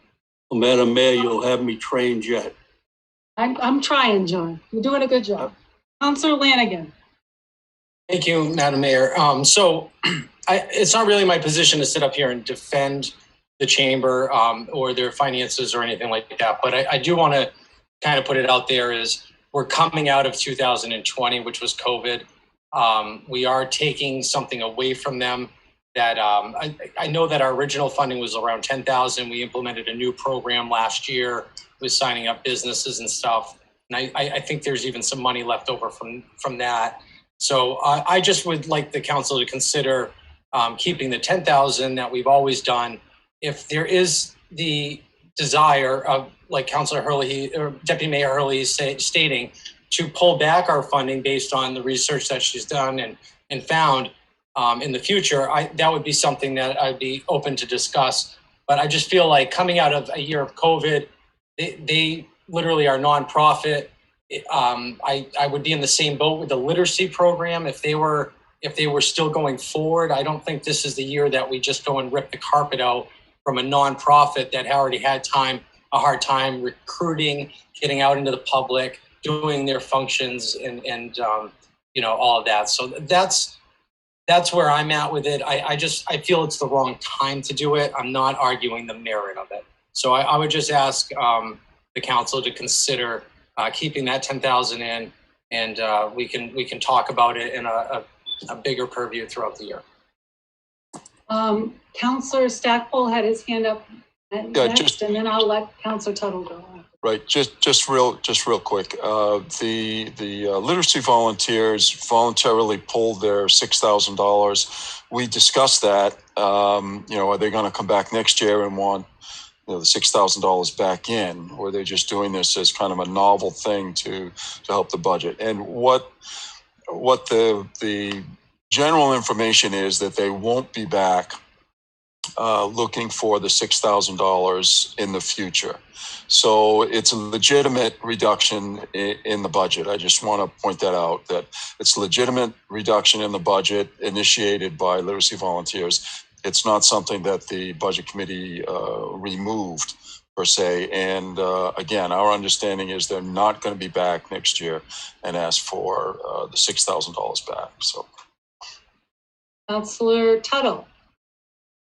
Thank you, Madam Mayor. Now, Councillor Lanigan, did you want to put that in a form of a motion? I think that we're looking, because we have the flexibility without having to go to referendum vote, to eventually table this evening. We're just not there right now. We're trying to discuss a little bit. I'm just kind of laying out the case of one of the things I would like to see added back in. And to Councillor Stackpole's point is, if the literacy program wasn't looking at pulling it out voluntarily, that's something that I would also look at. I just feel like we're not doing any reduction in the city.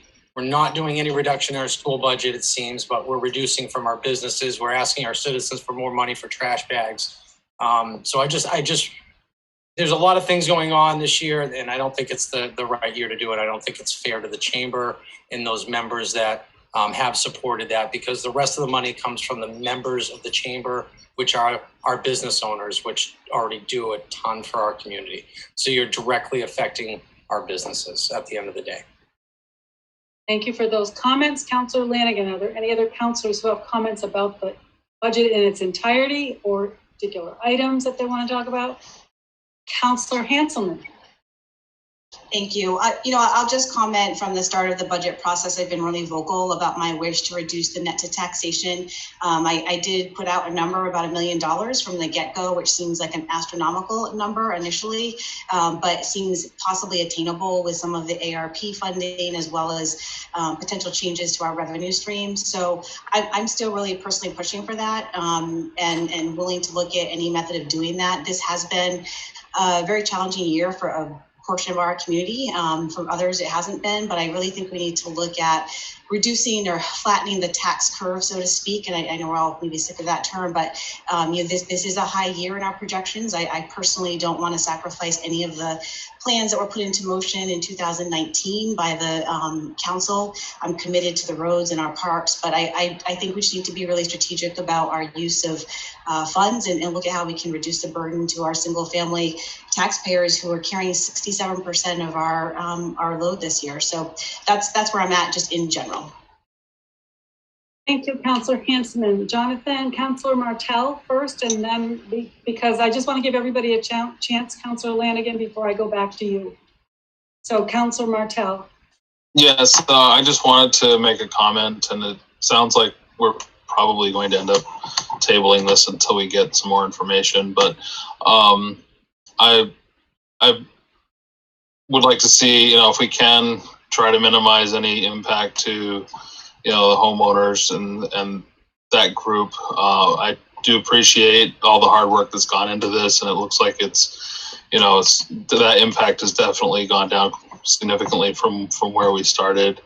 And I'm hoping that some of that revenue sharing and some of those other potential sources of income will help offset some of that. So I look forward to seeing those numbers, and I hope those will get a little bit better. Thank you, Councillor Martel. Councillor Lanigan. Just for peace of mind and reference, what is the net taxation, of that $10,000? What is the effect on the taxpayer? We'll get that for you at some point when we have that, because really, Councillor Lanigan, I'm going to just make my comments, and my comments are that until we know the reality of what the true revenue is from the state and the ramifications of the valuation, and we can actually sit down and look at everything together, I'm not willing to make any decisions about what stays in, what might go in again, what we might add. I need to see the whole picture, because for me, the most important issue right now is coming out of COVID, that we reduce the impact to the property taxpayers, the residential taxpayers who are going to see an increase just because their valuation's gone up so much. So I am really sensitive to that. I have always looked at what our income is. We have a lot of seniors who are on fixed incomes but own their own homes, and their biggest bill is their tax bill. And I just think that as an elected official, that's critical in my mind, that we actually know what we're voting on. And so I am very hopeful that we will get more revenue. Unlike this year, I probably am not as hopeful as the city manager is, because I know all the competing factions there are for all that money. And I'm hopeful that we will get either homestead exemption reimbursement fully funded, or we'll get an increase in our revenue share. But I saw today a bill that got out of committee unanimously, and it's one of those to increase the homestead exemption for veterans, but I didn't see anything about the fact that that might be fully funded. So there's another homestead exemption. I mean, every time that they give in Augusta, sometimes they take it away in another way. So I'm going to wait till everything's through, and then I hope, and we're fortunate that this year we have time to do that, and I want to wait to the last possible moment till we know all the figures that we have and see what the best budget that we can get and what the impact is to taxpayers. And so that's why when we're done discussing that, I'm hoping we will have a motion to table. But I really do want to give everybody a chance to finish having their say. And I'm not ready to say yes or no to the chamber, but I'm going to tell you something. I'm going to look at what's of value to this community and to and to our residents, and what's the most important things that we need to tax, that we need to support. So, Councillor Lanigan, is your hand still up, or is that leftover? That's leftover. Okay. Anybody else that wants to have any discussion before we have a motion to table? Steve, do you want to say anything? The $10,000 is 0.6 cents per $1,000 of valuation. I'll only comment that my belief is that it is not the city's job to fund the chamber, and had nothing to do with numbers. It's I think this should have come a long time ago, and I think we keep losing our nerve. I think we constant complaints about what doesn't happen through the Chamber of Commerce. It is not our organization. It's supposed to be a business organization. It is not our, we shouldn't be in the middle of it. And I actually think getting out of the middle of it is the best thing the city could do for itself. Thank you, Councillor Herlihy. Any other comments from any other councillors? Anybody? I don't see any other hands up from anyone. So is there a motion that somebody would put on the table? Motion to table. Councillor Lanigan has made a motion to table. Is there a second? Second. Second by Councillor Stackpole. There is no discussion on a motion to table. I will call the roll. Councillor Martel. Yes. Councillor Hanselman. Yes. Councillor Tuttle. Yes. Councillor Stackpole. Yes. Councillor Lanigan. Yes. Deputy Mayor Herlihy. Yes. And I am also a yes. That is unanimous. Thank you all. A quick question, point of order. Sure. So this item then, the approval of the budget, will continue to show up on every agenda, correct? When something's tabled, it shows up on the next agenda. We could table it again, but then it would show up. So I'm just trying to get a feel for honestly, how we might deal with this. Well, so I'm not familiar with that practice, but I would ask the city manager, does it have to appear on every agenda, Steve? Or can we decide when we want to put it back on? Because we did not table it to a date certain. We just tabled it indefinitely. My understanding is if you table something, it's supposed to reappear on the next agenda, but that's my understanding. Go ahead, Steve. I would not anticipate that you would be in a better position to reevaluate on the May 4th meeting, but the subsequent meeting you should, because two elements should be known. State budget amendments should be known further at that point in time, as well as the outcome of the rulemaking on the ARP funding. And while I applaud your optimism, I know that the legislature is going to be making those decisions right up until the third week in June. I can guarantee it. We should just I'm thankful that we don't have to put this before a referendum because we can make much smarter decisions right up to the end. I like that. All right, so we are going to go on to the next item. How are we doing time-wise, Steve? 8:11, really good. All right, 21-207-01. Order to authorize the city manager to enter into a credit enhancement agreement with the owners of Sanford LFB LLC in the form as presented to the city council and consistent with the terms of the development program. Do I have a motion? So moved, Madam Mayor. And a motion by Councilor Tuttle. Is there a second? Second. Second by Councilor Lanigan. Was that? Okay. We have a motion and a second. Is there any discussion? Can you remind? Oh, go ahead, Councilor Martel. Excuse me. Can you clarify what we're discussing? I missed it. You mean the whole? You want me to read the item again? Yeah, I'm sorry. Or just a quick. This is the credit enhancement agreement that we did in executive session, and we had the public hearing. Okay. Okay. All right. Thank you. I'm sorry. That's okay. So I'll call the roll. Councilor Martel? Yes. Councilor Hanselman? Yes. Councilor Tuttle? Yes. Councilor Stackpole? Yes. Councilor Lanigan? Yes. Deputy Mayor Herlihy? Yes. And I am also a yes. That is unanimous. Thank you. Okay. 21-185-01. Order to accept the low bid from Sargent Corporation in the amount of $1,614,805 excuse me, for the Airport Improvement Program project to reconstruct and mark Taxiway C with the contract award subject to the acceptance of a grant offer from FAA and MDOT. Do I have a motion to approve? So moved, Madam Mayor. Motion by Councilor Tuttle. Is there a second? Second. Second by Councilor Stackpole. Am I going to turn this over to Allison or Steve? Yes. Allison. Okay, go right ahead. Thank you. Good evening. I'm Allison Navi. I'm the airport manager, back again for this topic. So this one is another step forward in the long process that you've seen multiple different items now on redoing this taxiway. So we entered into a contract a while ago to be able to get the engineer on board so that we could draft up the bid specs, design the whole project, and then be able to go out to bid so that we would have this price certain to then apply for the grant.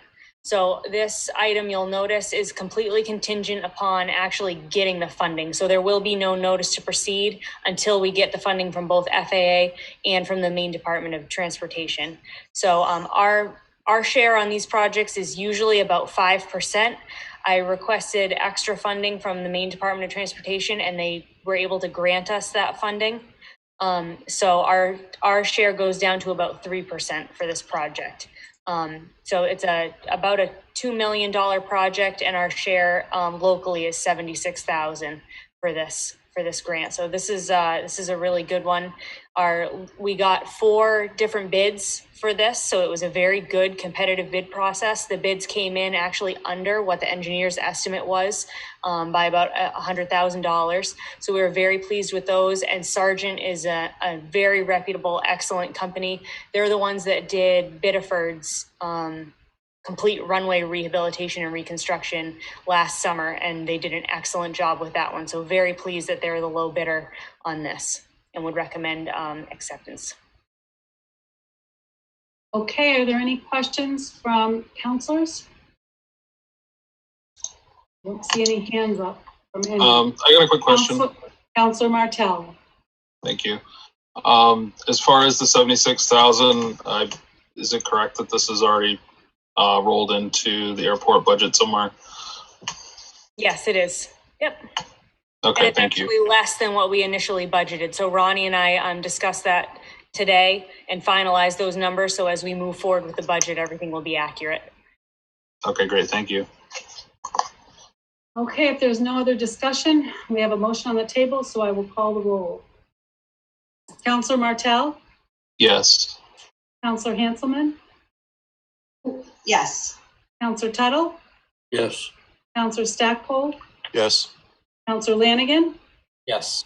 Deputy Mayor Herlihy? Yes. And I am also a yes. That is a unanimous vote. Thank you, Allison. 21-208-01. Ordered that the City Council authorize the City Manager to accept the Coronavirus Relief and Response Supplemental Appropriations Act of 2020 grant offer from the FAA in the amount of $23,000 to be spent on approved airport operating expenses and capital expenditures. Do I have a motion to approve? So moved, Madam Mayor. Motion by Councillor Tuttle. Is there a second? Second. Second by Councillor Martell. Allison.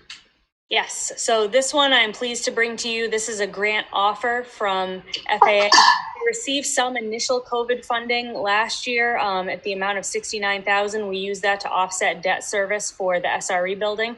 So I would propose to do the same thing with this money. This is that second round of stimulus that has come from FAA, and we received $23,000 for that. So I propose that we accept this grant from FAA. There's no local match. It's 100% funded, and we can use it for any eligible expenses that go to the airport. And we've discussed that, and I think the best way to use it would be to offset the debt service. Thank you. Are there any questions for Allison? You got a question? Yes, Councillor Martell, go ahead. Thank you. Are there any strings attached? It sounds like that's not the case.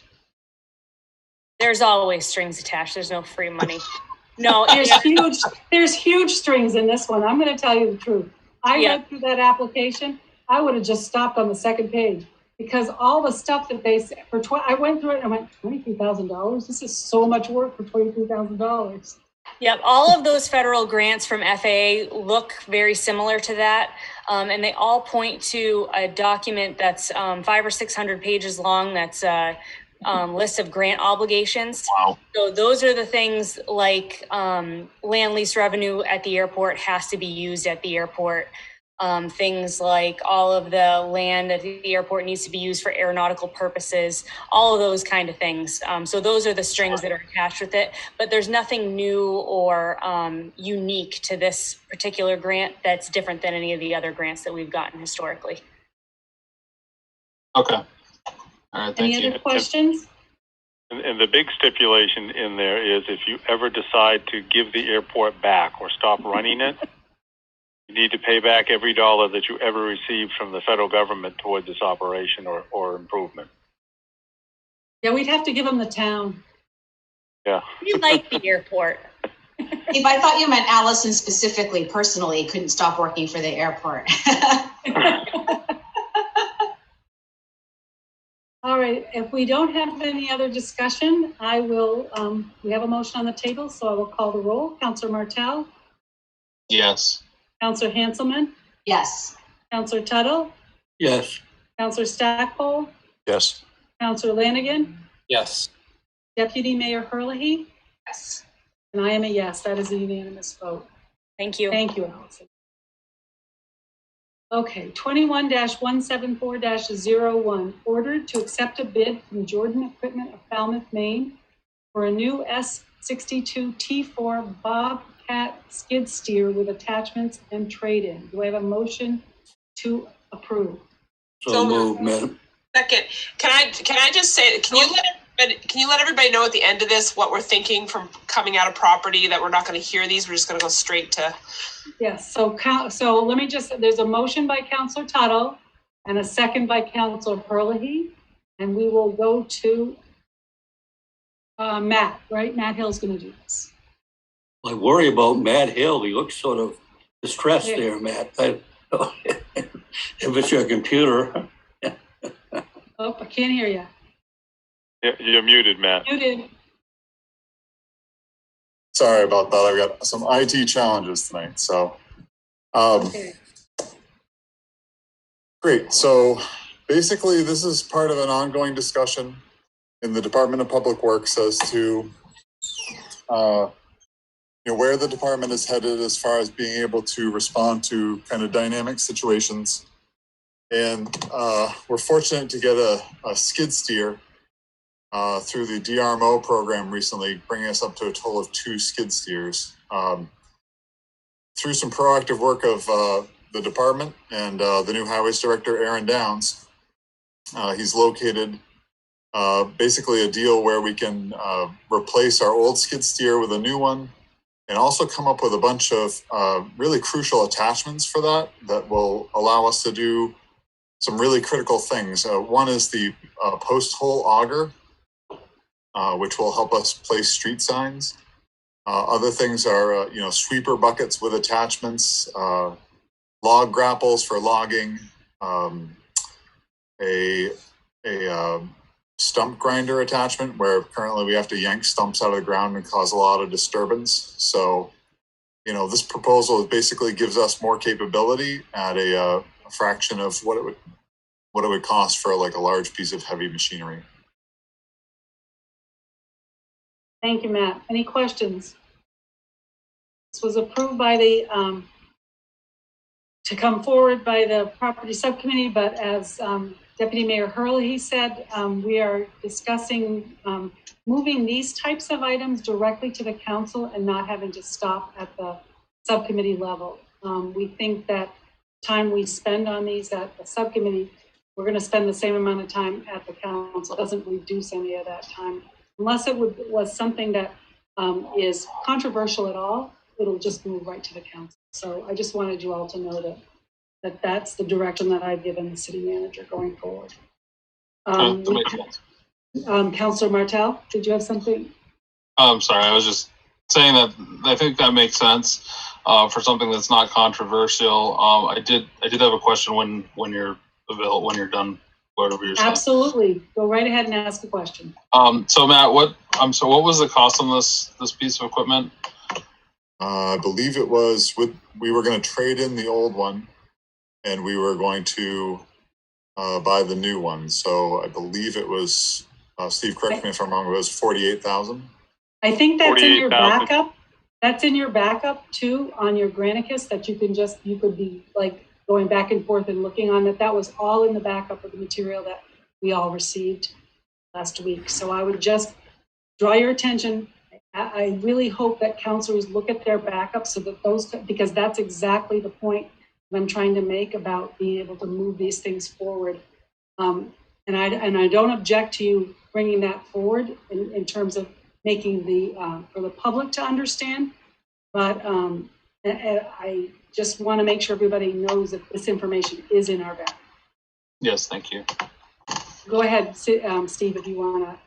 Yeah, so the amount is $48,281.74, and is being funded not out of the capital reserve account, but the DPW capital reserve account that comes from the sale of excess equipment. So they've used the municipal program, which has produced very positive results as far as the sale of excess equipment or equipment that's aged out, and that they're going to utilize the resources for this swap and the gaining of skid steer as well as the attachments as so funded.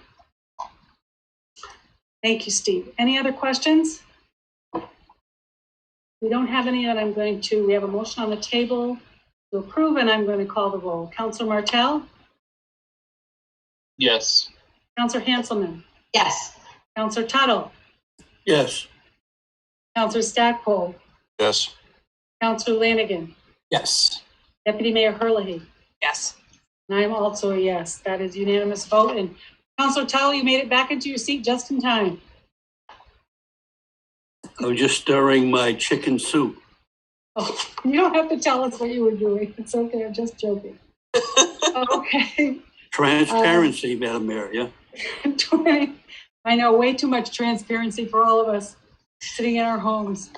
21-17, oh wait, no, I redid that one. 21-217-01, ordered to verify in the West Side Village Reconstruction Project 2021 for concrete sidewalks on Kimball Street, 1 block back from Main Street, and concrete sidewalks on Twombly from Main Street to Shaw Street.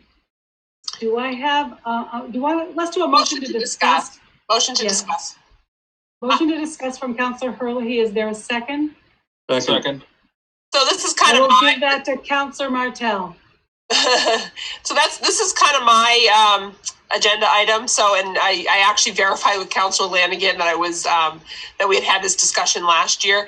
So basically, Westside Village, the project that they're doing is Kimball, Shaw. Forget the one in the middle with the P that doesn't go all the way to Main Street, and Twombly all the way to Prescott. Right, Prescott. So when we talked about concrete sidewalks many years ago when Councillor Walsh was still here, we discussed where we wanted it to be concrete. And in the paperwork, it says concrete 1 block off of Main Street in Springvale. And I don't think we ever meant to be just Springvale. I think we wanted the aesthetics to be 1 block off of Main Street. You see a concrete sidewalk, especially in our downtowns. So when we discussed this several months ago, Councilor Lanigan, Mayor Cody, and myself, I thought we made it clear that Twombly was already mentioned because it said Twombly from Main Street to Margaret Chase, and that we should be going 1 block off of Main Street in Sanford. But he bid it out with Kimball being asphalt for that 1 block. So basically what I want to do is affirm that we want Kimball and Twombly to be concrete down to Shaw Street. But at the same time, he was asking for an allowance that after Shaw Street, Twombly could continue in asphalt, because it really isn't a downtown. It really isn't a main route in and out of our community.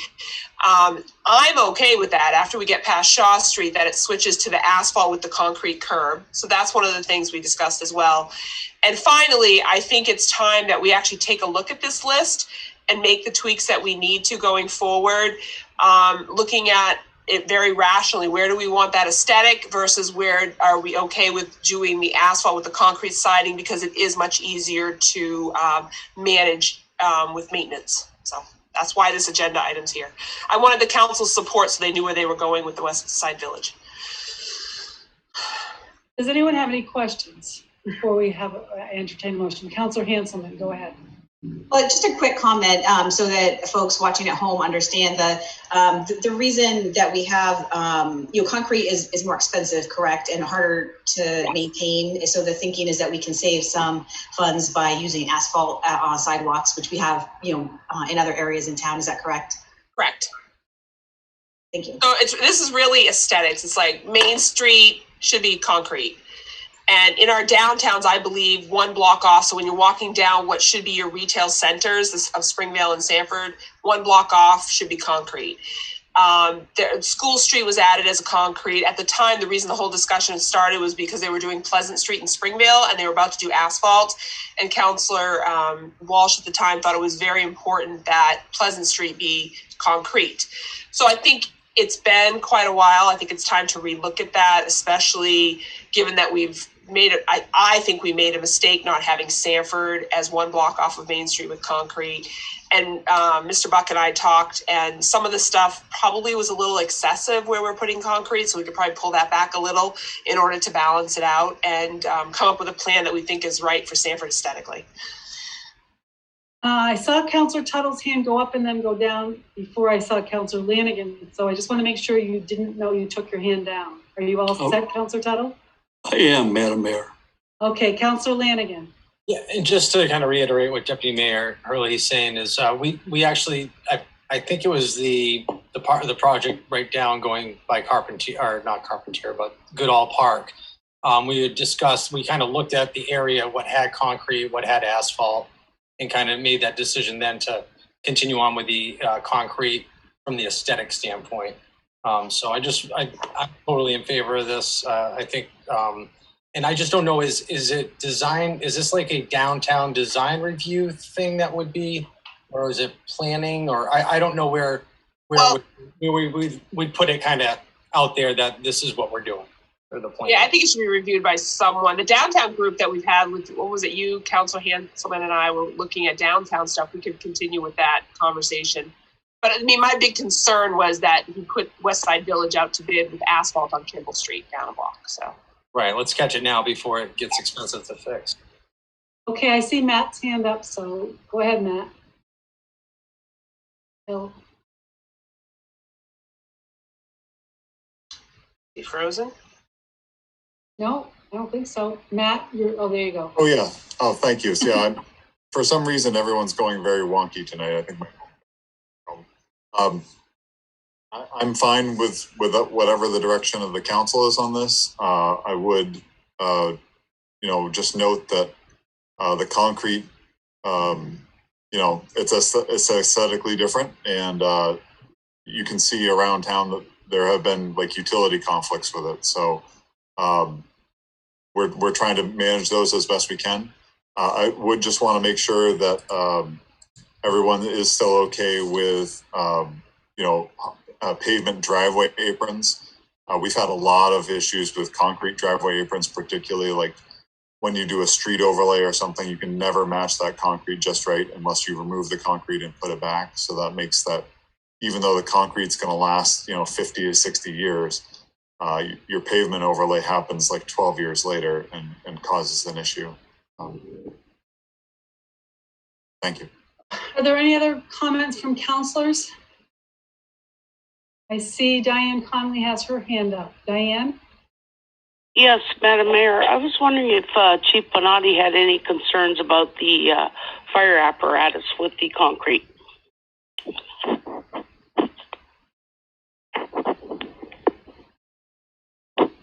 Concrete curb is the same no matter what. It's concrete curb with something in the middle. So it's either asphalt or concrete. So it wouldn't matter whether it's concrete inside versus asphalt inside. I'll give Chief Bonatti a chance to respond to. We have no concerns with the concrete sidewalks and the curbing.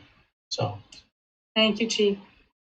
Thank you. Okay, so what do we need for action tonight, Steve? Can you, anything or just, do we need a vote on anything? Yes, I'd like to see a voted resolution on this, and that just gives us affirmation to spec the project out as currently represented in this motion. I'll make a motion that Kimball Street and Twombly from Main Street down to Shaw Street are concrete curb, concrete sidewalk, and that Twombly be allowed to be asphalt from Shaw Street to the completion of the project. I think is it Kimball or Roberts? Kimball. Okay, there you go. Okay, is there a second? Second. Second by, so that was a motion by Deputy Mayor Hurley and a second by Councilor Tuttle to approve 21-217-01. Is there any more discussion? Then I will call the roll. Councilor Martell? Yes. Councilor Hanselman? Yes. Councilor Tuttle? Yes. Councilor Stackpole? Yes. Councilor Lanigan? Yes. Deputy Mayor Hurley? Yes. And I am a yes. That is a unanimous vote. Okay. 21-116-01, order to accept the bid for the demolition and removal of 12 Prue Court building from Gilmet Brothers, Inc. in the firm fixed price amount of $7,975. Do I have a motion to approve? So moved, Madam Mayor. Motion by Councilor Tuttle. Is there a second? Second. Second by Councilor Hanselman. Ian's here, so go ahead and present, Ian. Yes, thank you. We had 3 bids on this. We've just been discussing this for some time with the Land Bank Commission. This is the low bid. We're used to working with the 3 bidders that bid on this project. The funds will come from the Land Bank Revolving Fund.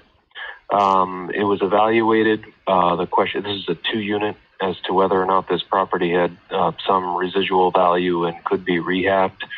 But it was determined that it would be more beneficial to the neighborhood to eliminate the building and then sell the property on the open market as a vacant lot. I can leave it at that and take any questions. Okay, are there any questions? Councillor Stackpole, and then Councillor Hanselman is next. Yeah, just a quick question, Ian, just because there's been some controversy around this. When you say it was evaluated and determined that the building doesn't have the value to be rehabbed, who did that? Who determined that? Yeah, we did that through the Land Bank Commission. Actually, we had a number of Land Bank commissioners weigh in on this. We had our real estate broker look at it as well. We had some people in the open market take a look at the building as well. It's been pretty well destroyed from the inside out. It's had a lot of animals inside. It's had a lot of just abuse over the years. It had been really untended for about 2 years. So it had pretty much been trashed, and the effort involved in gutting it and building the property out again just wasn't worth the while on this particular property. We really did try to look at it as a potential option for rehab, because we do have funds for rehabbing tax-acquired property, but this property really just wasn't of the caliber of being able to accomplish that. Okay, yeah, thanks for that. And again, as you know, sometimes people are critical. They say, why are we tearing down perfectly good buildings, which usually they're not perfectly good buildings. And I just wanted to touch on, how that determination was made so that it's clear to people. Thank you. Yeah, this is not a perfectly good building. This is far from it. Councillor Hanselman. Well, I just wanted to piggyback on top of Councillor Stackpole and Ian's comments regarding the property. As a committee member of the Land Bank Commission, a lot of effort and thought was put into this particular property. And, there's some sadness, I think, for some folks when we see a building torn down. But I think we really have to celebrate the success of the Land Bank Commission in recognizing when properties need to come down so that we can make space for a newer, nicer home, which is in very high demand in our community for somebody, to purchase, and it's going to increase hopefully the value of the neighborhood and just be, go from a property that can be a trouble spot in that neighborhood to something that can be a really positive change. I just wanted to mention that information, so thank you. Thank you, Councillor Hanselman. Are there any other comments or questions? See any? So we have a motion on the table. Second, and I'll call the roll. Councillor Martell. Yes. Councillor Hanselman. Yes. Councillor Tuttle. Yes. Councillor Stackpole. Yes. Councillor Lanigan. Yes. Deputy Mayor Hurley. Yes. And I am also a yes. That is a unanimous vote. And I think that's going to happen fairly quickly, right, Ian? What the next step will be to give the contractor notice to proceed. And then we'll sign a contract that typically takes about 7 days. And then once we get there, they have a 20 working days to demolish it. So it'll be you typically a month to a month and a half before it's guaranteed done. All right, thank you very much. 21-190-01, order to authorize the fire department to sign a lease with PNC Financial for a 2022 fire engine. Do I have a motion to approve? So moved, Madam Mayor. Is there a second? Councillor Tuttle made the motion. Is there a second? Second. Who was that? Luke. Who made that second? Was that Jonathan? No, Luke. Oh, Luke. Sorry. Thank you. Thank you, Councillor Lanigan, for the second. Chief Benotti, I'm assuming you're going to present this. So thank you, Madam Mayor, to allow me to present tonight. This is a item that was put into the CIP request for this year.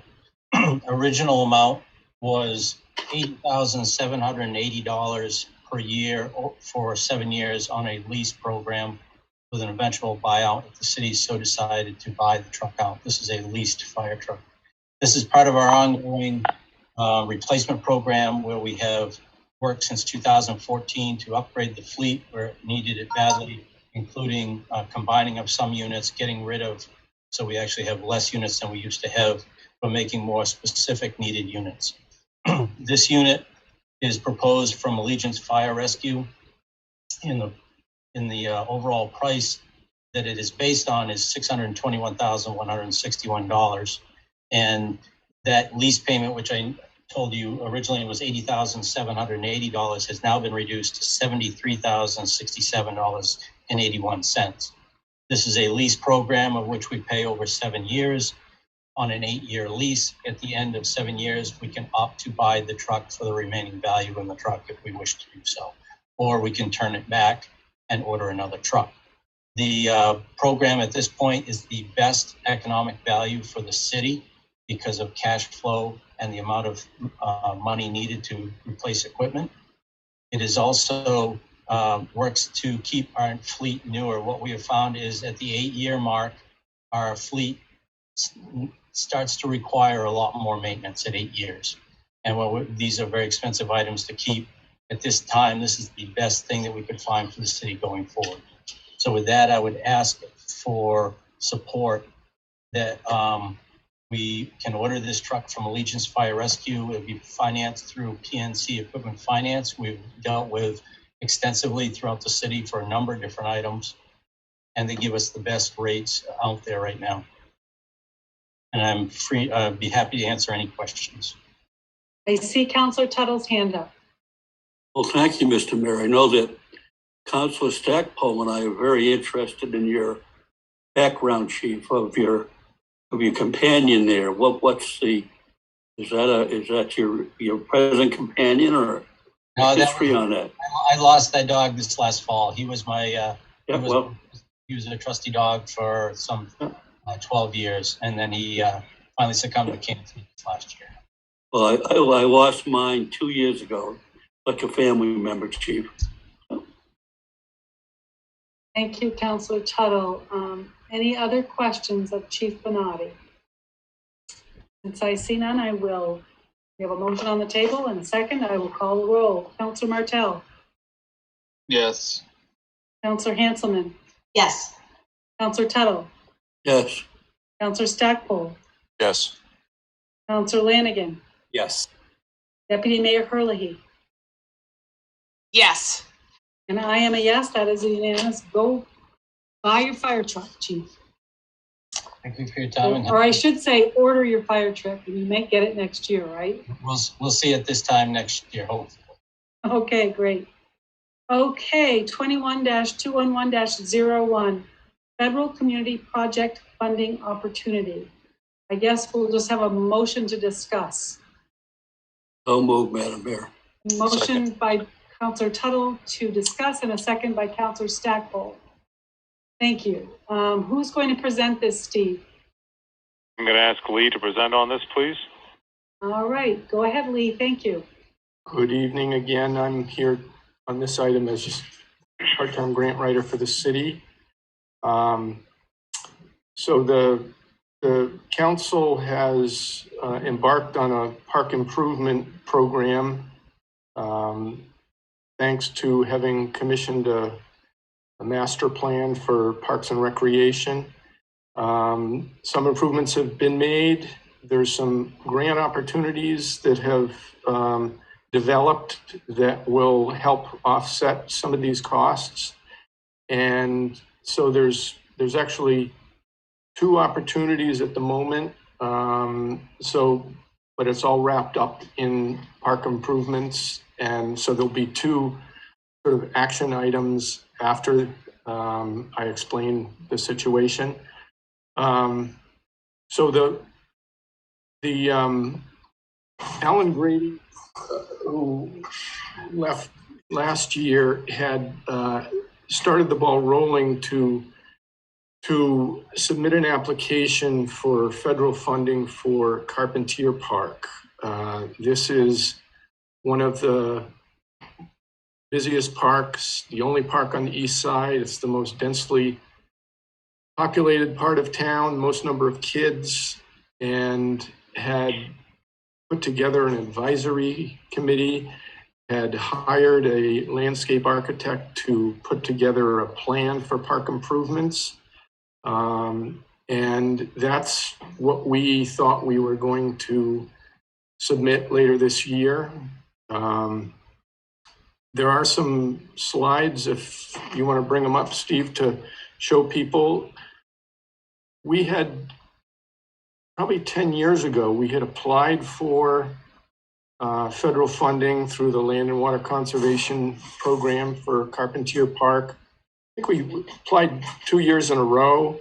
There wasn't much money available in the Land and Water Conservation Fund, and the city didn't have a comprehensive improvement plan. Anyway, we didn't get the funding, but we have things much better in place this time around. And the landscape architect, Eamon Hutton, has been working with the advisory committee on some improvements. Do you want to show those slides, Steve? I thought I was sharing those right now. I'm sorry. You think you're sharing and you're not. Now I am. How's that? Apologize. So this is just a schematic map of what's at the park right now. Some basketball courts, pickleball courts, a big play area for overflow practices that I think the Little League uses it a lot. There's a defunct wading pool. There's a park building out front. There's a really nice sort of shady area that's kind of a nice walking park. There's a gravel parking lot.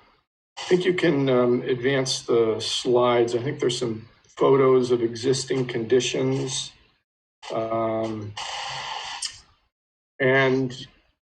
Eamon Hutton has really embraced this park. He just fell in love with it. He lives in Kennebunk himself, has some family connections to Sanford, and really wanted to make it thrive again. Really felt like this neighborhood really deserves a, top quality park, and has really developed some really nice schematics.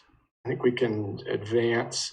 So he sort of envisioned some sort of divided the park into some key areas, and the primary improvement that he was proposing that's in the budget is instead of a wading pool, he was going to develop a splash pad, which was in the original improvements plans that we'd proposed years ago.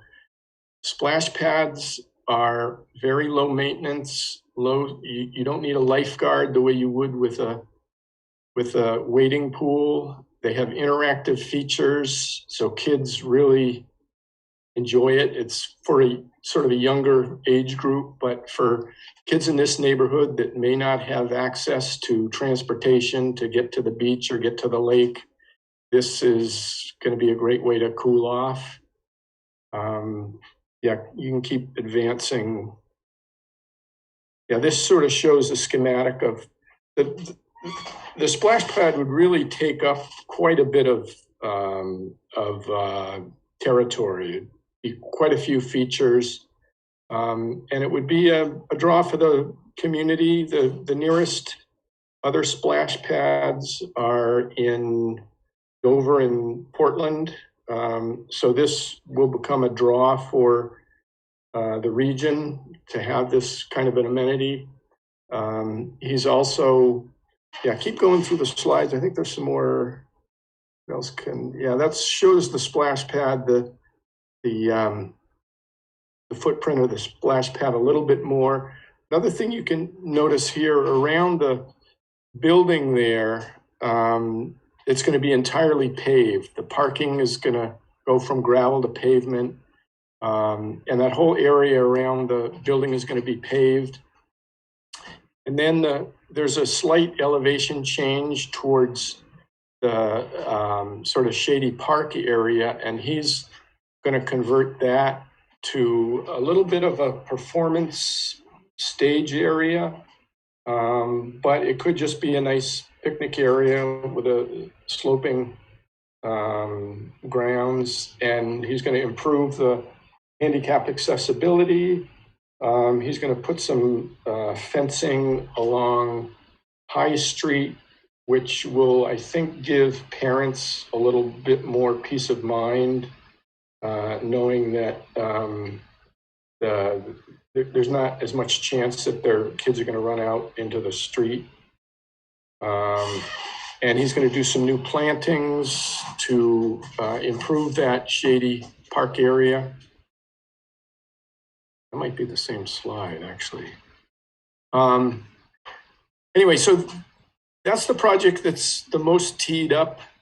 But we've recently been informed by Representative Pingree's office that the federal earmark program has been reauthorized, and she is looking for projects in the district that fit within. There's some very prescribed areas that are eligible for earmark funding.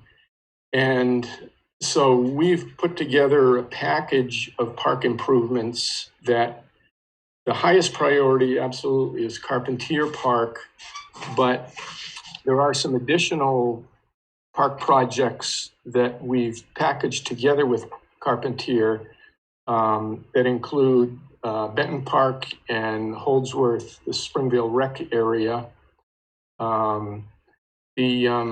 The total package of improvements from what was recommended in the 2017 capital, the master plan, was close to $1 million for these three parks. It was $915,000, but the city council has set aside good chunks of money for both Benton and Carpentier.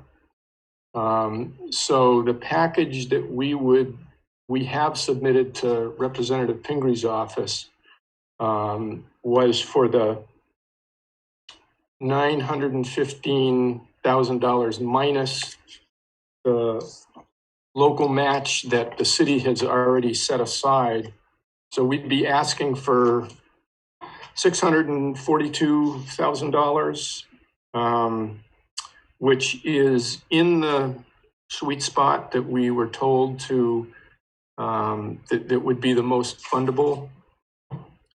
And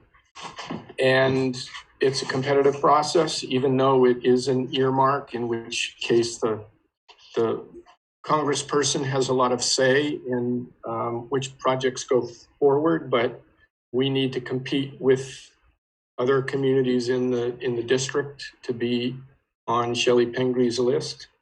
So I've submitted some pro forma information, and they've made available an option to submit additional information. So I'll be submitting pages from the capital plan. We've gotten 3 letters of support. Any action that the city council takes tonight to further endorse what you've already approved through capital funding would certainly help. And I think that's the presentation on the parks. If people have questions, be happy to try to answer them.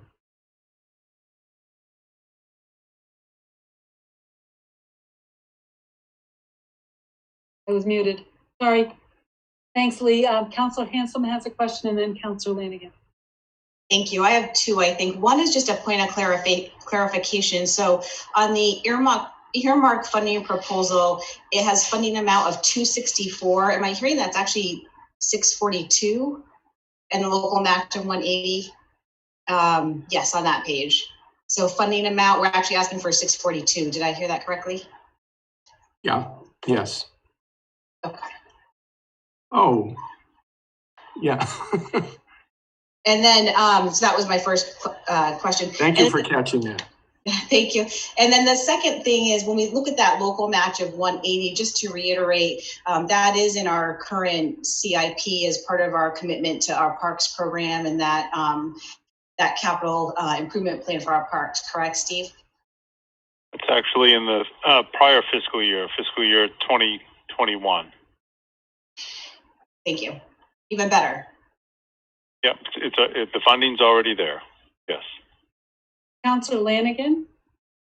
Just to clarify this document, actually, that Councillor Hanson was talking about, the 180 should say 1,000 or K. So. Thank you, Luke.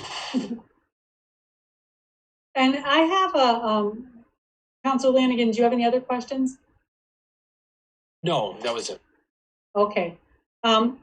I guess my question is really, is the federal community project funding opportunity is the next item, the action item on this, or is there an action item that we would need to take under this agenda number?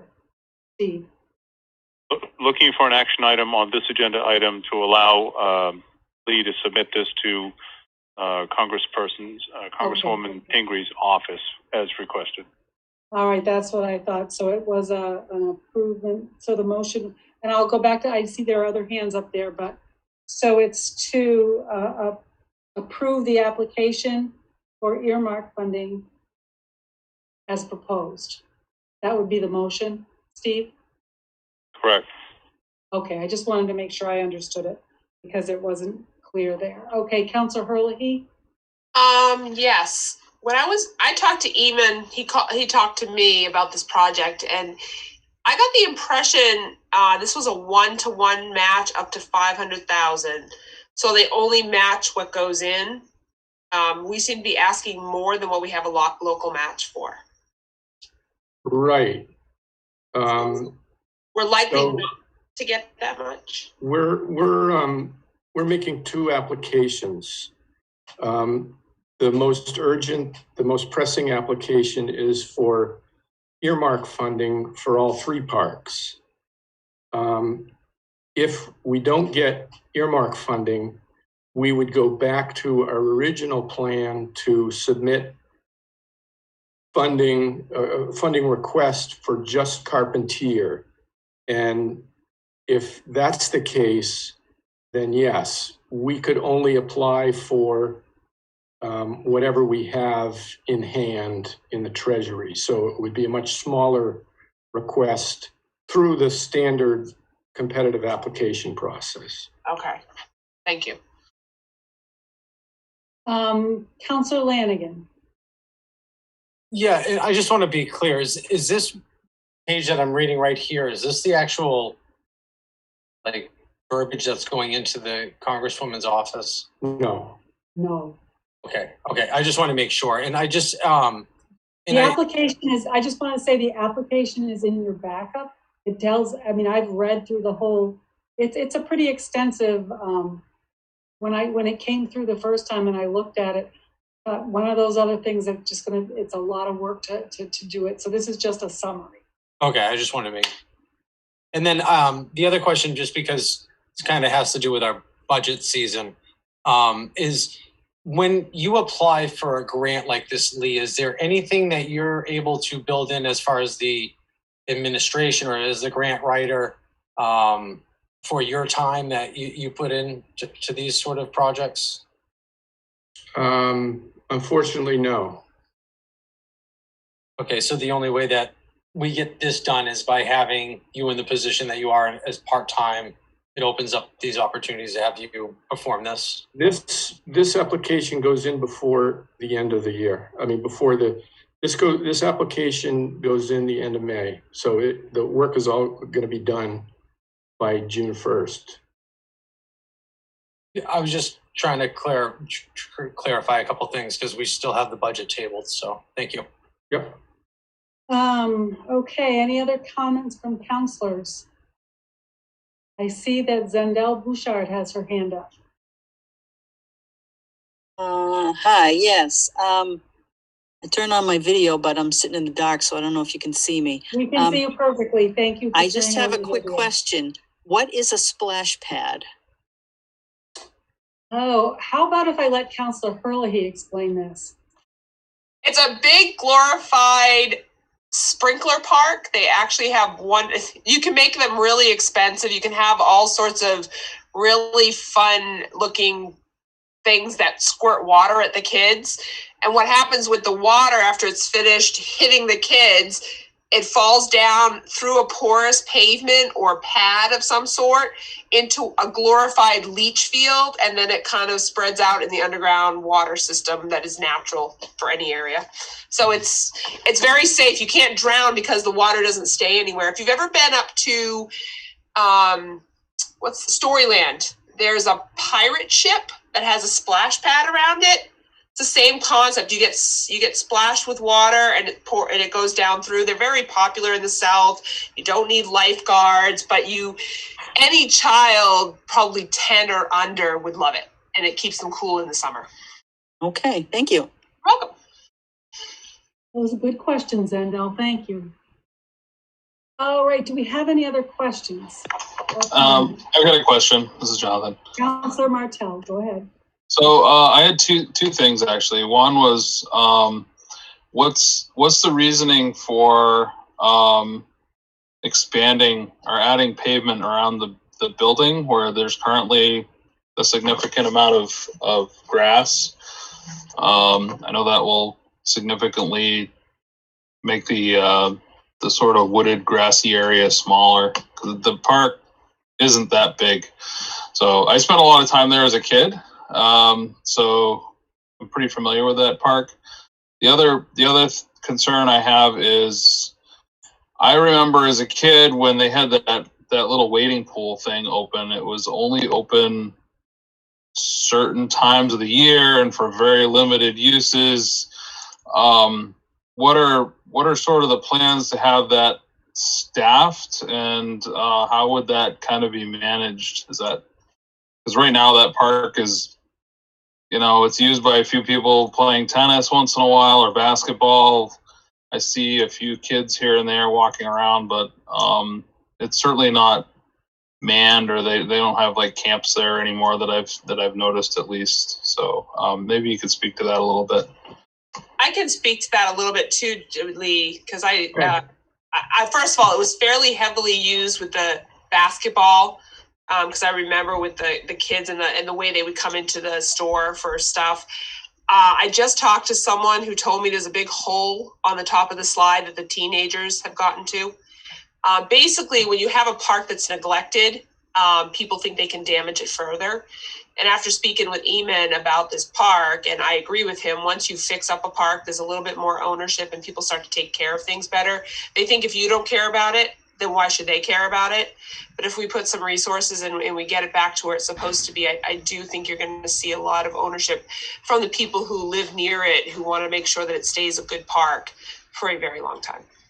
So I agree with you. It's lightly used now, not because people don't want to use it. It's because it is in dire need of work. And to answer your concern about the pavement, I think that area immediately around the building gets a lot of use. I know that they do a food program, and I think it's sort of an acknowledgement that it's hard to grow grass in that area anyway. I could be wrong, but I know that paving the parking will reduce maintenance, and I think it's also tied in with the handicap accessibility. They want to try to make the park more accessible to all kinds of people, and having that paved area there, I think will help that. Okay, that makes sense. I know some of that area had sort of poured concrete sort of an area in some places, and that's probably been broken up by now. So, and then a lot of that parking lot is just gravel, or at least was. So, yeah. Okay, thank you. Appreciate that. Okay, is there any other discussion? There isn't, then I will entertain a motion to approve an application for federal earmark funding as presented this evening. Do I have a motion? So moved, Madam Mayor. And Motion living in is- the area, Madam Mayor, I have a hard time growing grass on my lawn too, John. So motion by Councilor Tuttle, is there a second? Second. Second by Councilor Martell. Is there any further discussion? None, I will call the roll. Councilor Martell? Yes. Councilor Hanselman? Yes. Councilor Tuttle? Yes. Councilor Stackpole? Yes. Councilor Lanigan? Yes. Deputy Mayor Herlihy? Yes. I am a yes, that is unanimous. Okay, next one is, I'm assuming this is the other piece of if we don't get the earmark. Correct. 21-215-01. Order to authorize the city manager on behalf of the city of Sanford to apply for federal financing assistance under the provisions of the Land and Water Conservation Fund Act, Public Law 88-578 for the development of Carpentier Park Splash Pad, and to further authorize the city manager to enter into a Land and Water Conservation Fund project agreement with the state subsequent to federal approval of the project. Do I have a motion to approve? So moved. So moved, Madam Mayor. A motion by Councilor Stackpole. Is there a second? Second? Second by Councilor Tuttle. All right, who's going to present this, Steve or Lee again? Lee again. All right, Yeah. thank you. Go ahead, Lee.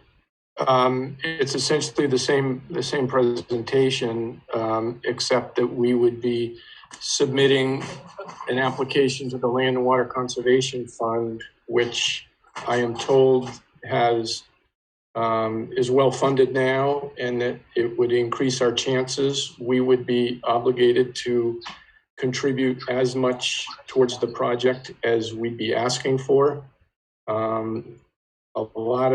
It is a competitive process, and part of what they judge a project on is what kind of community support there is for this project. And I think through the letters of support, through the council's development of a master plan with budgeted amounts and a commitment to fund things over time, again, that's going to be strongly in our favor. And it's the only park on the east side, and kids need this kind of outlet. Parents need a place for their kids in the summertime to cool off when they can't get to the beach or the lake. Thank you, Lee. Any questions? So if I'm understanding Yes, this go ahead, right, Councilor Martell. thank you. If I'm understanding this correctly, if this is approved, then it's only matching up to the 165,000 that's already appropriated. Is that correct? Correct. All right, so that's well under the 600 and some odd $1,000 that I heard previously. Correct. Is that correct? Yes. So does that mean we would have to revisit this to modify the plan to meet that? No, the plan, the plan has a number of elements that were developed that could be funded over time. But if, there was more money up front, you could do more early on. But it's all in the capital plan. It's all been phased out over a number of years. And the city council has, embarked on all of these park improvements, and getting this federal funding will just accelerate the improvements earlier. Are there any other questions? I don't see any hands up. So There are no other questions, and there is a motion on the table and a second. I'll call the roll. Counselor Martell? Yes. Counselor Hanselman? Yes. Counselor Tuttle? Yes. Counselor Stackpole? Yes. Counselor Lanigan? Yes. Deputy Mayor Herlihy? Yes. And I am yes. So that is another unanimous vote. Good luck. Thank you. Yes, your vote helps for sure. Thank you. 19-972-01. Order to declare a statement of emergency and set forth an extended emergency ordinance amending Chapter 20 disbursement of warrants during the coronavirus pandemic 2020-2021, thereby amending Chapter 20 to delegate the city manager to sign warrants on behalf of the city council. Do I have a motion? So moved, Madam Mayor. Second. A motion by Councilor Tuttle, a second by Councilor Stackpole. I want just a few words, Steve, about why we need to do this now. This is the third extension on this because of the continuation of the state of emergency that's precluding the councilors from being in office as they previously were to review the warrants, delegating the authority as such to myself to sign on behalf as a delegate for the city council. It then goes to the school department for the appropriate warrants, and then it goes down to our city treasurer to get the appropriate level of oversight as far as the distribution of our warrants. This would lapse again after 91 days. Hopefully, by that time, we're done with the current level of pandemic situation and the council can return internally here. You mean we'll have to start signing warrants again? Yes, please. But by then we should have a solid. That was my least favorite job.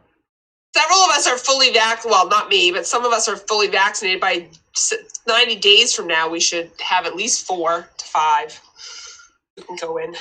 Okay, so we have a motion and a second. Is there any further discussion? Seeing none, I will call the roll. Councilor Martell? Yes. Counselor Hanselman? Yes. Counselor Tuttle? Yes. Counselor Stackpole? Yes. Counselor Lanigan? No. Okay.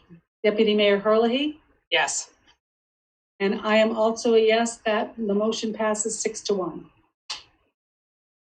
Let's see. 21-199-01.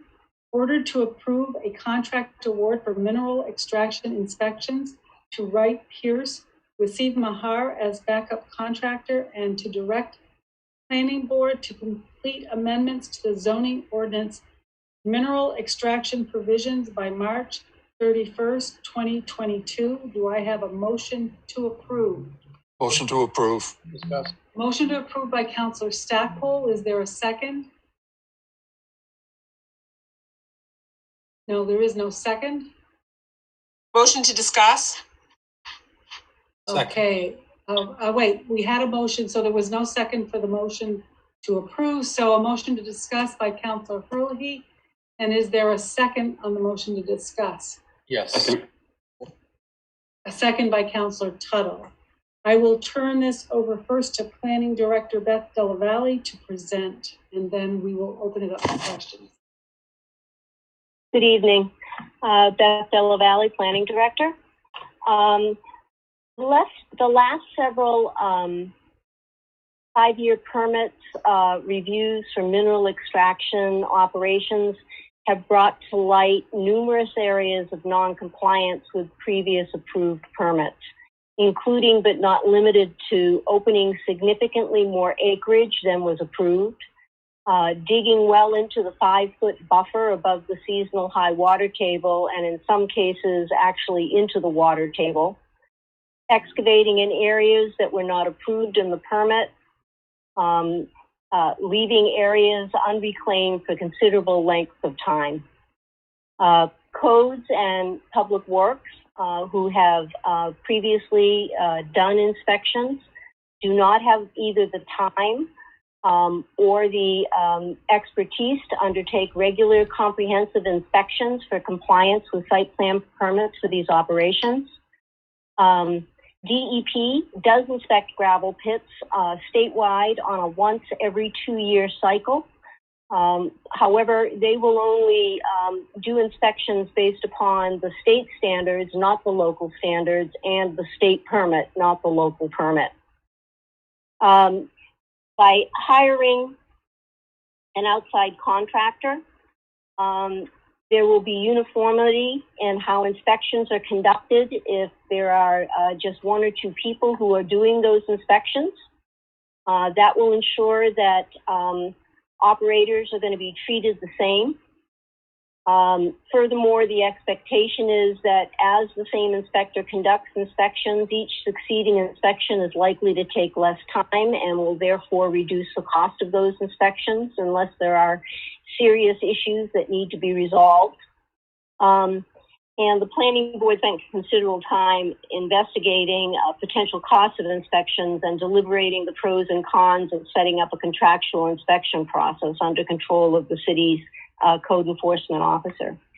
As a result, the city released a request for qualifications for mineral extraction inspections back in October. And this was initially in response to a condition of approval by the planning board that an applicant would pay for a third-party inspector selected by the city to conduct multiple annual inspections until the applicant's multiple areas of non-compliance on site were brought back into compliance with their approval.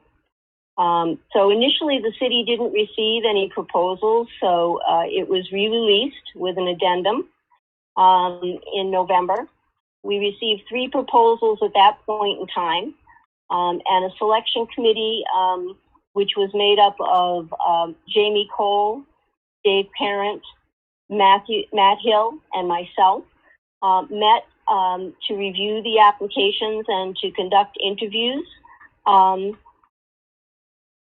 Following that was in December, and then shortly after that, Sebago Technics removed itself from the competition. They had been approached by at least 2 of our gravel pit companies in Sanford and asked to help prepare applications, so they felt it appropriate that they remove themselves because of that conflict. The selection team continued to work with the other 2 applicants and requested revised proposals from them, which both of them submitted. And the selection team continued to review and score those proposals and are unanimously making the recommendation to award the contract to Wright Pierce, with CV and Mahar as a backup should Wright Pierce develop a conflict because of consulting work with any of the operators in the city. I do want to point out, so that kind of lays things out.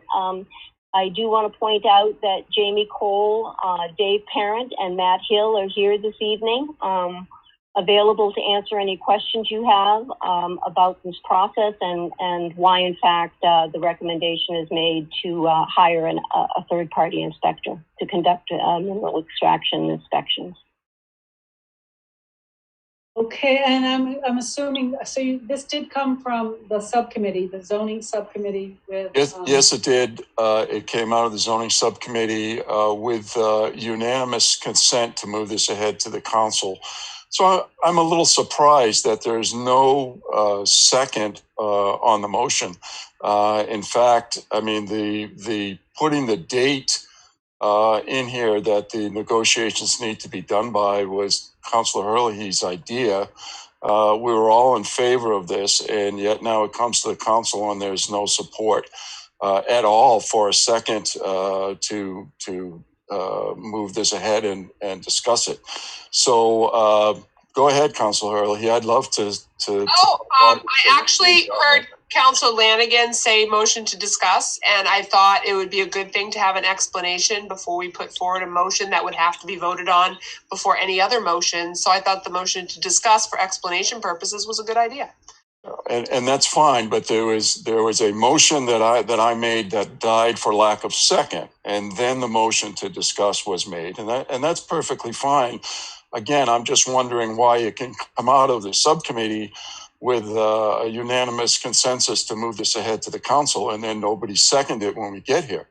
I don't care which way this goes. That's not my argument. It's more of a procedural idea. You have a subcommittee, you work through the subcommittee, you come to consensus, you bring it to the council, and then there's no support. I guess as chairman of the zoning subcommittee, it doesn't make me very happy to be in this position. But that's all I have to say. Thanks, Councillor Stockwell. I guess I was just going to say that I don't see it as the motion to discuss as a indication that a motion to approve isn't going to be forthcoming. That's not what I'm saying. I'm saying if you're on the subcommittee, you have consensus, bring this forward to the council. Why can't you even second the motion that's made to support the work that you did? And that puzzles me. It upsets me. And that's all I'm going to have to say. All right, thank you. I saw that Councillor Hanselman's on the subcommittee. I'm going to let her speak first, and then I'll go to the other two councillors who have their hands up.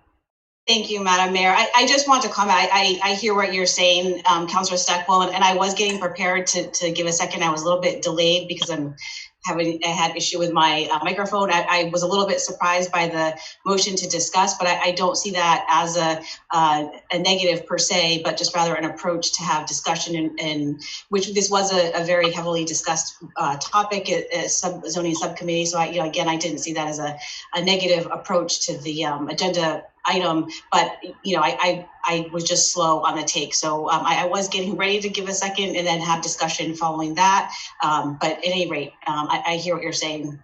Perhaps I'm being too sensitive on the matter. I'll take a step back, but anyways, move ahead. Okay, Councillor Lanigan, your hand is up.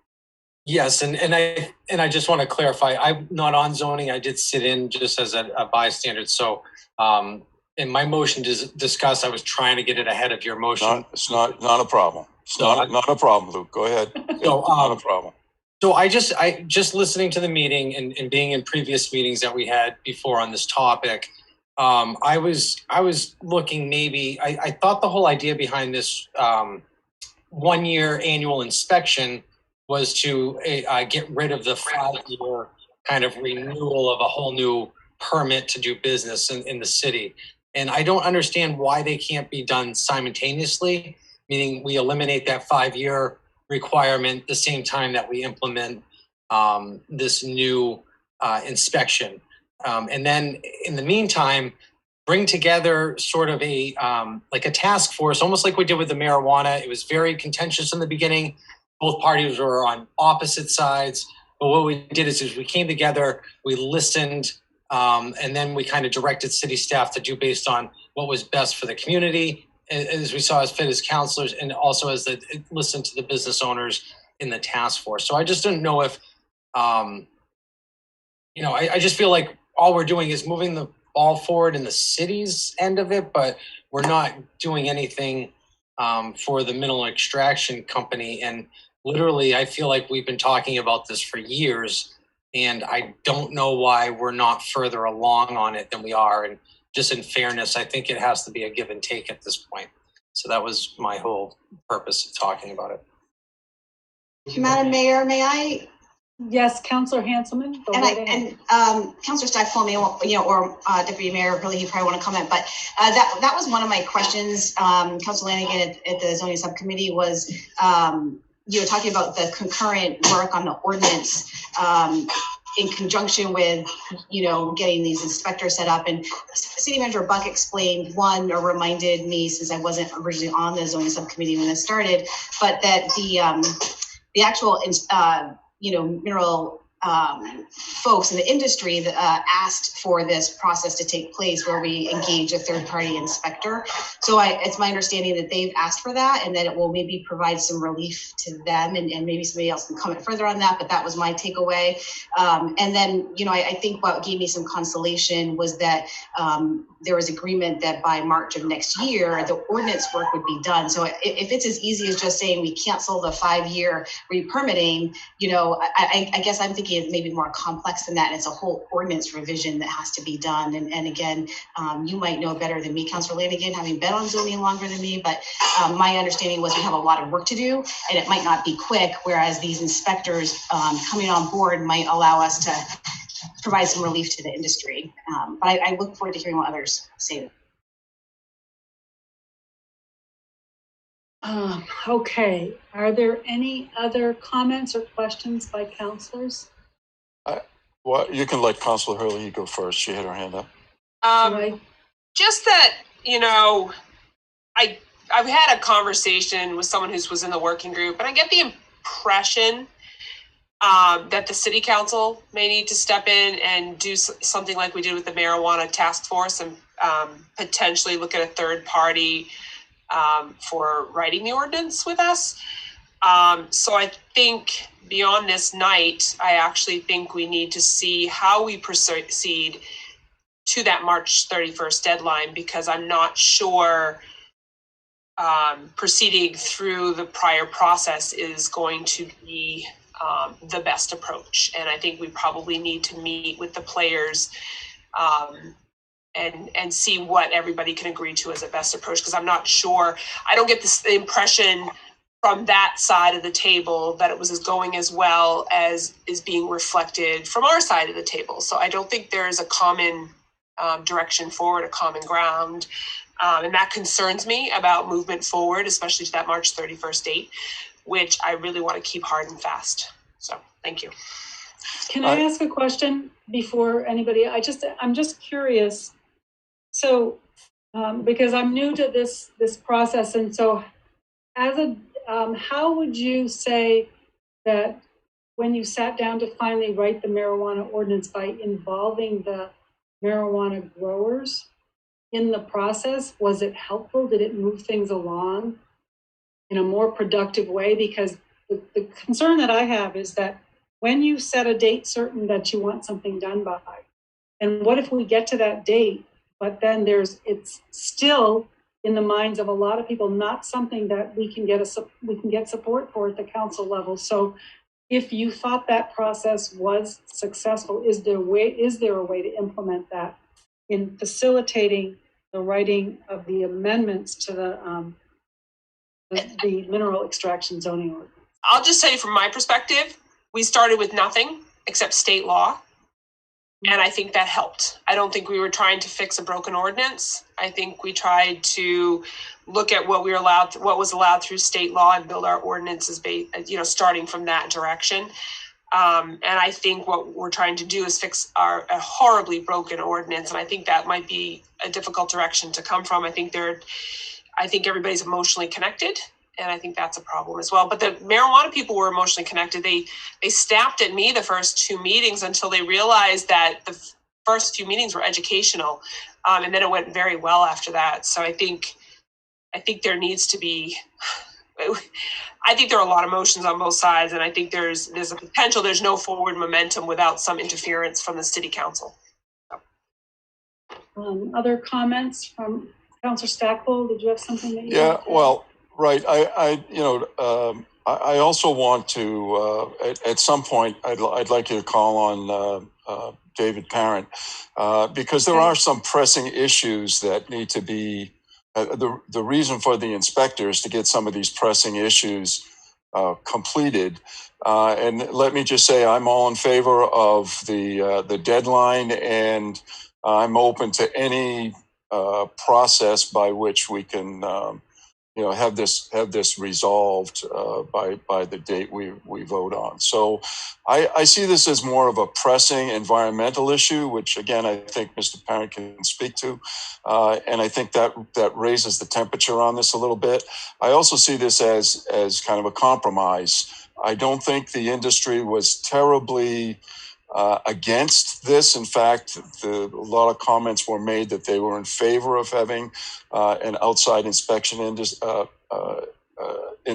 come in and look at the situation. And I think having a deadline will move this ahead, which again, as we're coming up with, is desperately needed to move this ahead. And I think on balance, I think those are the reasons why it came out of the subcommittee with consensus. David Parent, is he here and willing to speak? I am. Hi, Dave. Hi, how you doing? Fine. Go ahead. I first just want to say that every time I sit through a long city council meeting, I thank God that there's people like you who are willing to do this more often than I do. So thank you. So the issue with Beth talked about is that right now a gravel pit operator comes in to the application process once every 5 years.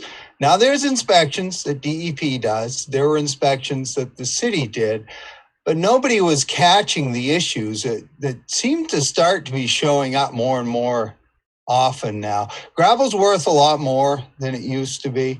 And I think that may have something to do with it. Their gravel supply in southern New Hampshire and Massachusetts is terrible. It's still great up here in Sanford, Maine, in the glacial outwash plain. So I think that's part of it. There have been issues of digging into the 5-foot buffer. That's state law, and the city follows the state law. There's a 5-foot buffer above the highest observed seasonal water table. So the highest they've ever seen the water table get. They're supposed to leave 5 feet of that glacial formation in there. As is, not dig it out and then replace it. They're supposed to leave that in there. And what's been happening more often is they are digging that out and having to replace it. It's never the same. Once you fill it back in, you never get the same protection for the water table once you do that. The operators don't mean to do that. In fact, they're often surprised when their submittal that they give to us that has spot grades taken by their surveyor shows that they're 1, 2, 3 feet lower than they're supposed to be. They don't mean to do it. And when they do, they have to go through the expense of filling that, not just with whatever junk soils they have laying around that they don't want. They have to fill it with good gravel. So as you can imagine, it doesn't pay to pull gravel out and then have to put it back into the same spot in these very large amounts of gravel. So because none of the inspections are catching this proposal on inspections may eventually be tied to the changes in the ordinance, but right now they're not. These inspections will replace what was Mike Casserly going out and doing inspections. He very often didn't catch the low areas. This will be sending a competent inspector, field inspector from an engineering firm out to look at the operation once a year, in some cases more often, depends on the permit, depends on the issues that the applicant has had, and hopefully catch these issues before they become issues. Now, they'll be able to tell an operator, gee, it looks like your open area is getting a little beyond what it should be. You really need to look at that, reclaim some area. Or you're starting to get a little low in the center of the pit, don't dig down any deeper there, before they find out they're 3 feet too low and that they're going to have to do some filling. So it's important to catch these things before they happen, before they're issues. And what happens when an applicant comes into the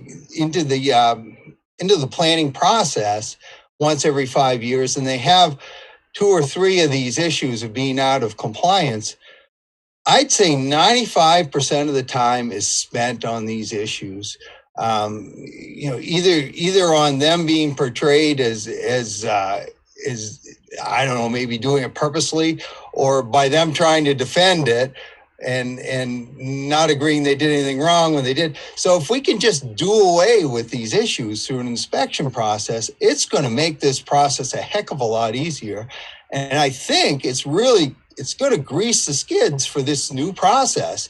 I think if this proves out, which I believe it will, it's going to make it an easier sell to say, hey, these people don't even need to come in every 5 years. This can be a license, and that's what they're asking for.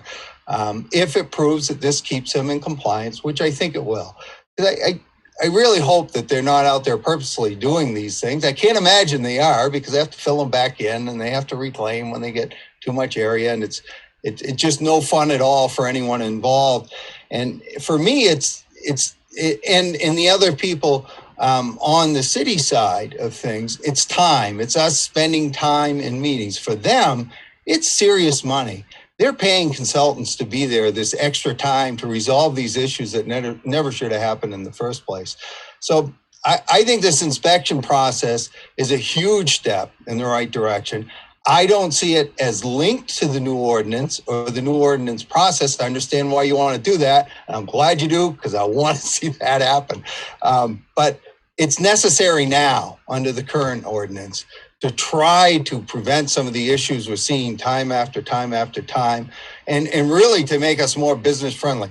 You really want us setting them up for every 5 years coming in and having out of compliance issues that we waste our time on, that we really don't need to. If we had a decent inspection and process in place, competent inspectors, these issues just wouldn't happen in the first place. So Dave, can I just follow up and ask a question then? So you're saying that if we can do these inspections on a yearly basis, then there won't be that 5 year, it's possible that the ordinance could be changed so that these yearly inspections would lead to being able to have a license, and not that every 5 years wondering and having to go through this really expensive process to re-up your ability to continue what you're doing in the gravel pits. Yeah, I'm not sure if that's what the ordinance will look like in the end. That's what the industry would like. They would like never to have to reapply once they have the license or the approval in place. They too ask for changes along the way, and we have to figure out how that would work. What I'm saying is that if this keeps people in compliance, it is a strong argument to not make people come back in if they're going to continue with the same operation under the same conditions, and they're showing that they're staying in compliance, which I think the inspectors are going to go a long ways towards making that happen. But I do not know how the ordinance is going to look in the end. It's part of my worry. If we keep going on the path now that we're going, that's why it's been so contentious. And I really think this will resolve some of the issues. I think the operators will prefer to have somebody from an engineering firm, a third party, coming in rather than a city employee. That has not gone well in recent years, and I don't know if it will in the future. And Matt, actually, now we have two Matts, city engineer and assistant city engineer. They don't have time to do these inspections, and I think that's part of the problem. They really can't dedicate the time it would take to do a complete inspection and give these people the guidance that they need to stay on track, quite honestly. Thank you, Dave. I see first Councilor Lanigan's hand up. So I'm just looking through a kind of a bill which kind of lays out the process, and this question is for Superintendent Perrin, if I could. Back in May of 19, you were at one of these pits, and it was the Pepin pit off Mill Street, I think, or Old Mill. And yes, yeah. I was just wondering, like, it said, like, in 2019, was that part of their 5-year renewal that you were there? And then when you were there, it said that you did some work on the hydrological plan and groundwater plan. Do you recall what happened then? Yeah, that was a very long application process, and that is exactly the kind of application process that I want to avoid in the future. They were low. They had opened up more area than they were supposed to. They had dug further into a bank. And honestly, I don't think realized they had the issues that they had. So I sort of saw the headbutting going on from both directions. I know the Pepins. I've been friends with Denise since high school, and with Dave probably since shortly after high school, since they got together. So I gave Matt and Dave a call, and I said, look, there are some issues. You want to sit down? I'll just show you what they are. And we went over them. We walked through the pit. I got very involved in that one. And in the end, we figured things out and moved forward.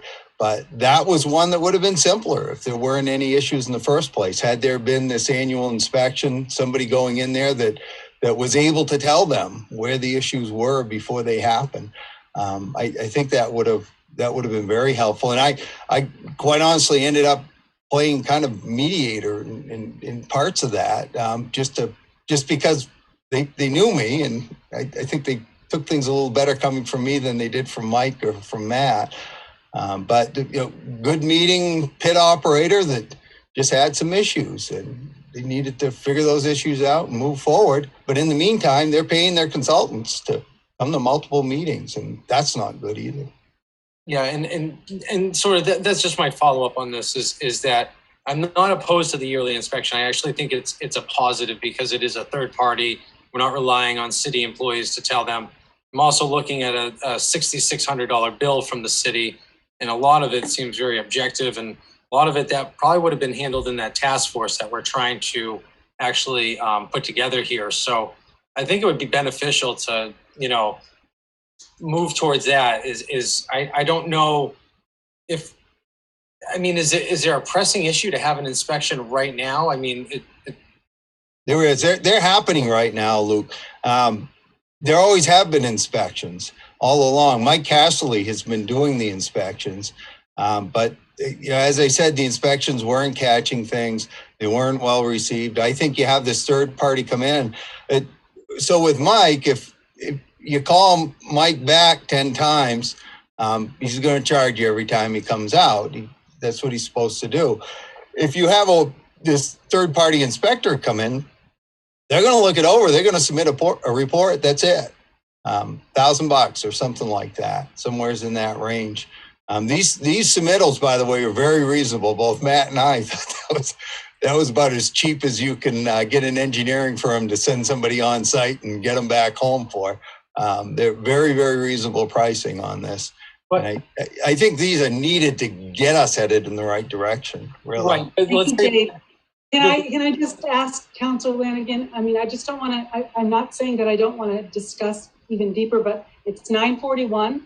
We would need a unanimous vote to go past 10. I am not going to vote to go past 10.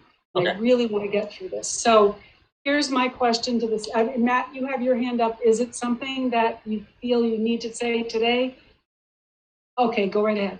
I just have to agree with everything Dave Parent said. The Department of Public Works, Mike Casserly, was in charge of, inspection on these things, and it was an endless source of frustration for him to go out, find these issues, and then basically just get, for lack of a better term, like vilified. And as Dave said, if it's every 5 years, things can really drastically change in a gravel pit over 5 years. And Dave, you previously made an analogy, if that grader blade is off by 1/4 of an inch, that's not a big deal. But give them 5 years to work that gravel, you've got a pretty big violation. So rather than go through like all the details of the trials and everything, I'll just relate one thing. In my engineering career, I first started working for 2 different project managers. And one had this philosophy of, I'm going to wait for the contractor to mess up, and then I'm going to shut things down and put the screws to them and, fix everything so that's right. And I'm going to keep a strong control of the project. The second project manager I work for, he says, I'm going to talk with the contractor. We're going to know what's happening out there 2 weeks ahead of time. And I can tell you as a junior engineer, those 2 different projects went drastically different. And I can tell you the outcomes and the frustration level was much, much lower. When you had good open lines of communication, you had that inspection happening all the time and nobody got too far ahead of themselves. Thank you, Matt. Councilor Stackpole had his hand up. Yeah, I'm not going to belabor this, but yes, let me think of my point here. I think we're mixing the issue. We're mixing the ordinance and whether or not we're going to move ahead with the inspector. There's wording in the motion to try to resolve the ordinance by a certain date. I'm all in favor of attempting to do that. I think we really need to focus on voting on, are we going to approve this inspector or not? And I really like Dave Parent's comments that he thought that this would grease the skids in pulling the ordinance together. So, can I make a motion then? Sure. How about if I just read what's here? Well, unless you have something that you want to add to it. Yes, I do want to add something to it. So it's a motion to hire the inspector, but with the understanding that we're going to form a committee or a task force to be formed to guide the ordinance to be completed by 3/21 of 22. So it's just adding in the task force or the extra committee. And I was going to suggest that we do that anyway, but not as part of this motion. But Steve, is there a problem with the motion as presented by Councillor Lanigan before I ask for a second?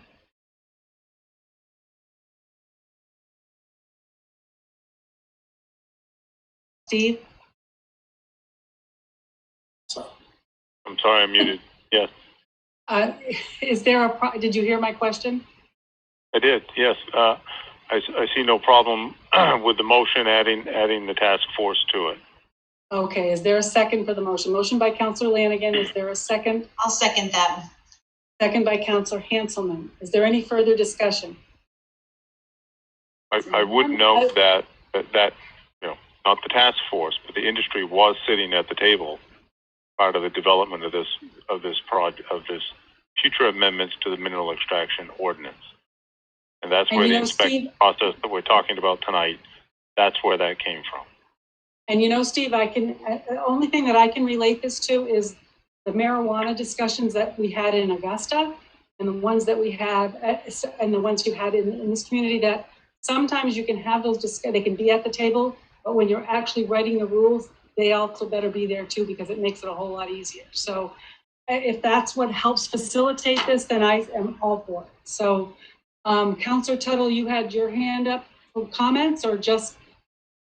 Well, I wanted to get just Representative or Councillor Stackpole to maybe state his position on where we're going, being the chair. I think he just did. I think he said he was fine with it. Can you give him a thumbs up? Yeah, I'm fine with this, John. Just the way it's been proposed, and I think having that deadline in there, which was proposed by Councillor Hurley, I think is a very good thing, and something that's needed in order to move things along. Well, Bob, I was going to second your motion, but I was having a senior moment. Thank you, John. I appreciate that. Yeah. All right. Thank you, everyone. All right. If there's no further discussion, then I'm going to call the roll. Everyone understands the motion? Councillor Martel? Yes. Councillor Hanselman? Yes. Councillor Tuttle? Yes. Councillor Stackpole? Yes. Councillor Lanigan? Yes. Deputy Mayor Herlihy? Yes. And I am a yes. That is unanimous. Thank you, everyone. Okay. Almost done. What time have we got? 9:48. 12 Plenty minutes. of time. Plenty of time to finish. 21-214-01, order to read into the record a statement of full and final resolution of legal action taken by L. Lanigan. This joint statement is provided by City Councilor Lucas Lanigan, Mayor Anne Marie Mastracchio, the Sanford City Council, and the City of Sanford in relation to a public controversy that arose in January and February 2021. Through this statement, the parties wish to express their desire to work together productively to provide more clarity in relation to the city's rules applicable to City Council proceedings and to affirm their continued support for freedom of expression for City Councilors and public at large. The background relevant to this matter is as follows. On January 31st, 2021, Mr. Lanigan authored and published posts on his personal Facebook page that expressed support for defunding the teachers union. Those statements were taken by certain members of the public to be addressed to the Sanford School District. Following Mr. Lanigan's postings, Mayor Anne Marie Mastracchio, the mayor, received several complaints from constituents expressing displeasure with Mr. Lanigan's postings and suggesting that they did not meet the requirements of the Sanford Code of Conduct for City Councilors. At a City Council meeting held on February 2nd, 2021, the mayor provided a report of each complaint in relation to Mr. Lanigan's postings and also temporarily removed Mr. Lanigan for a 3-month period from his appointments on several municipal subcommittees that develop and discuss policies in advance of formal action by the City Council.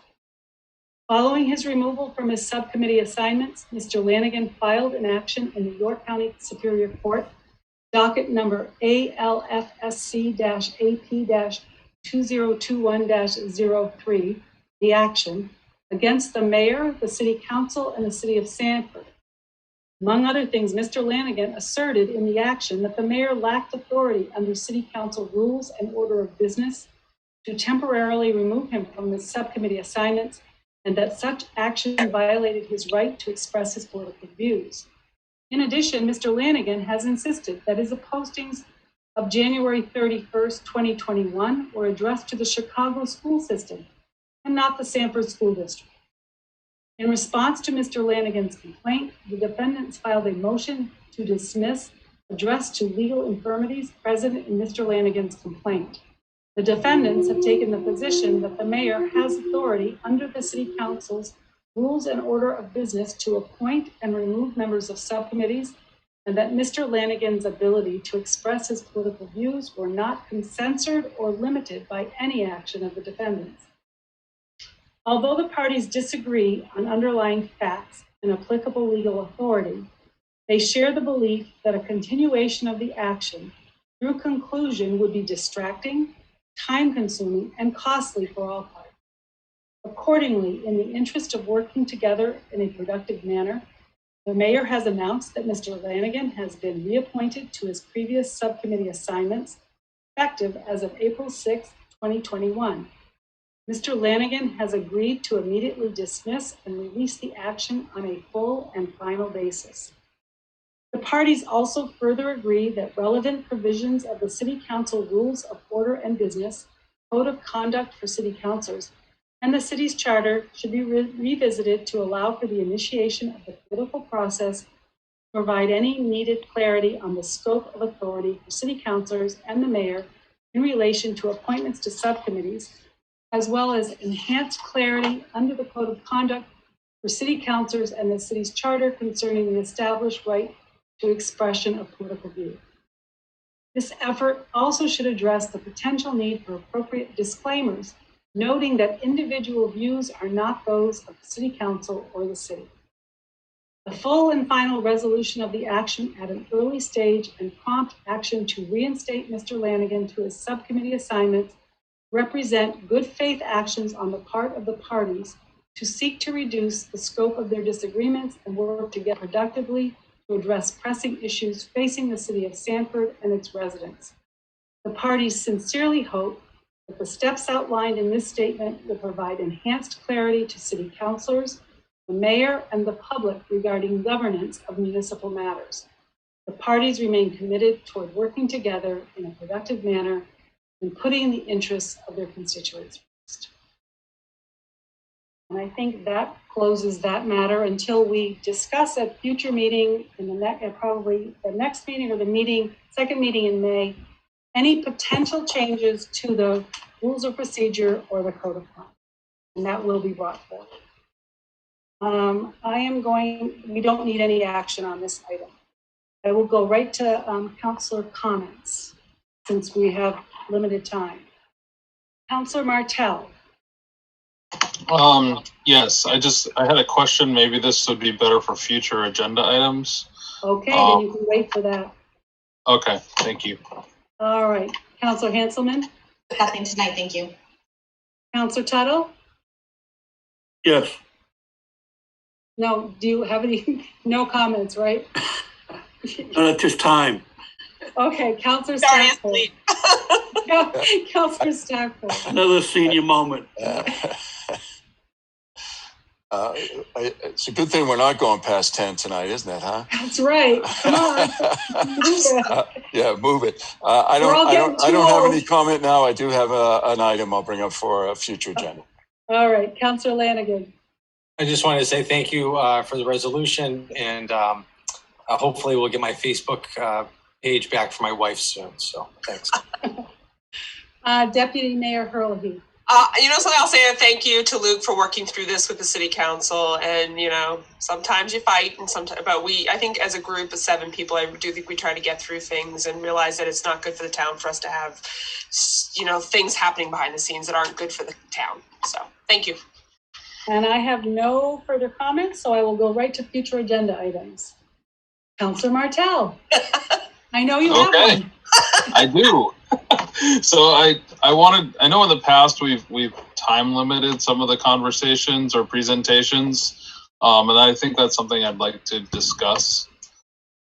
Either setting like a 15 or 20 minute time limit on items, so we're not going till 10 o'clock at night. Talking about presentations, not agenda items. Yeah, sometimes the presentations go along too. So I know we've done that in the past, so I just wanted to discuss that. That can be part of the discussion on our rules of procedure because that's part of the governance and we can see how everybody else feels about it. I can just tell you that generally, I like to present the information to the public. And sometimes if that's the only time that person gets to be in front of the public for a year or two, I don't begrudge them the time. And I feel like it makes everything that we do a lot more transparent. But I am perfectly willing to put that on as a potential discussion item when we look at the rules of procedure. No, and I can understand. I can understand that. It's, you know, if somebody knows they have, say, a 15-minute window, they might present a little bit differently. So, thank you. Counselor Hanselman. Nothing tonight, thank you. Counselor Tuttle. I'm all set, Madam Mayor. All right, Counselor Stackpole. Yeah, just quickly, with the, you know, events that are happening kind of nationally here around community policing and things like that, and we have the retirement coming up of the police chief. I'm just wondering if it's, if we should discuss as an agenda item the need for some kind of community discussion around policing. Let me say right off the bat here, I know we're pressed for time, but my father was a policeman for 33 years. I grew up with policemen. I support policemen. This is not about trying to take anything away. I want the community to be safe, and I want the first responders, of course, policemen, to be safe in the work that they're doing. I just think it might be a good time to have some kind of dialogue around that in the future. Thank you, Counselor Stackpole. Counselor Lanigan? Anything on the agenda? No? Okay, Deputy Mayor Herlihy? No, I think we're good. I think Bob has a great idea. I think we've talked about that in the background a bit. I think we really need to, I don't know if it's necessarily policing 100%. I think it's just a general conversation about making sure we're more an open and inviting community. So. And I have no other items, so I will declare us adjourned, and thank you all for all your hard work this evening.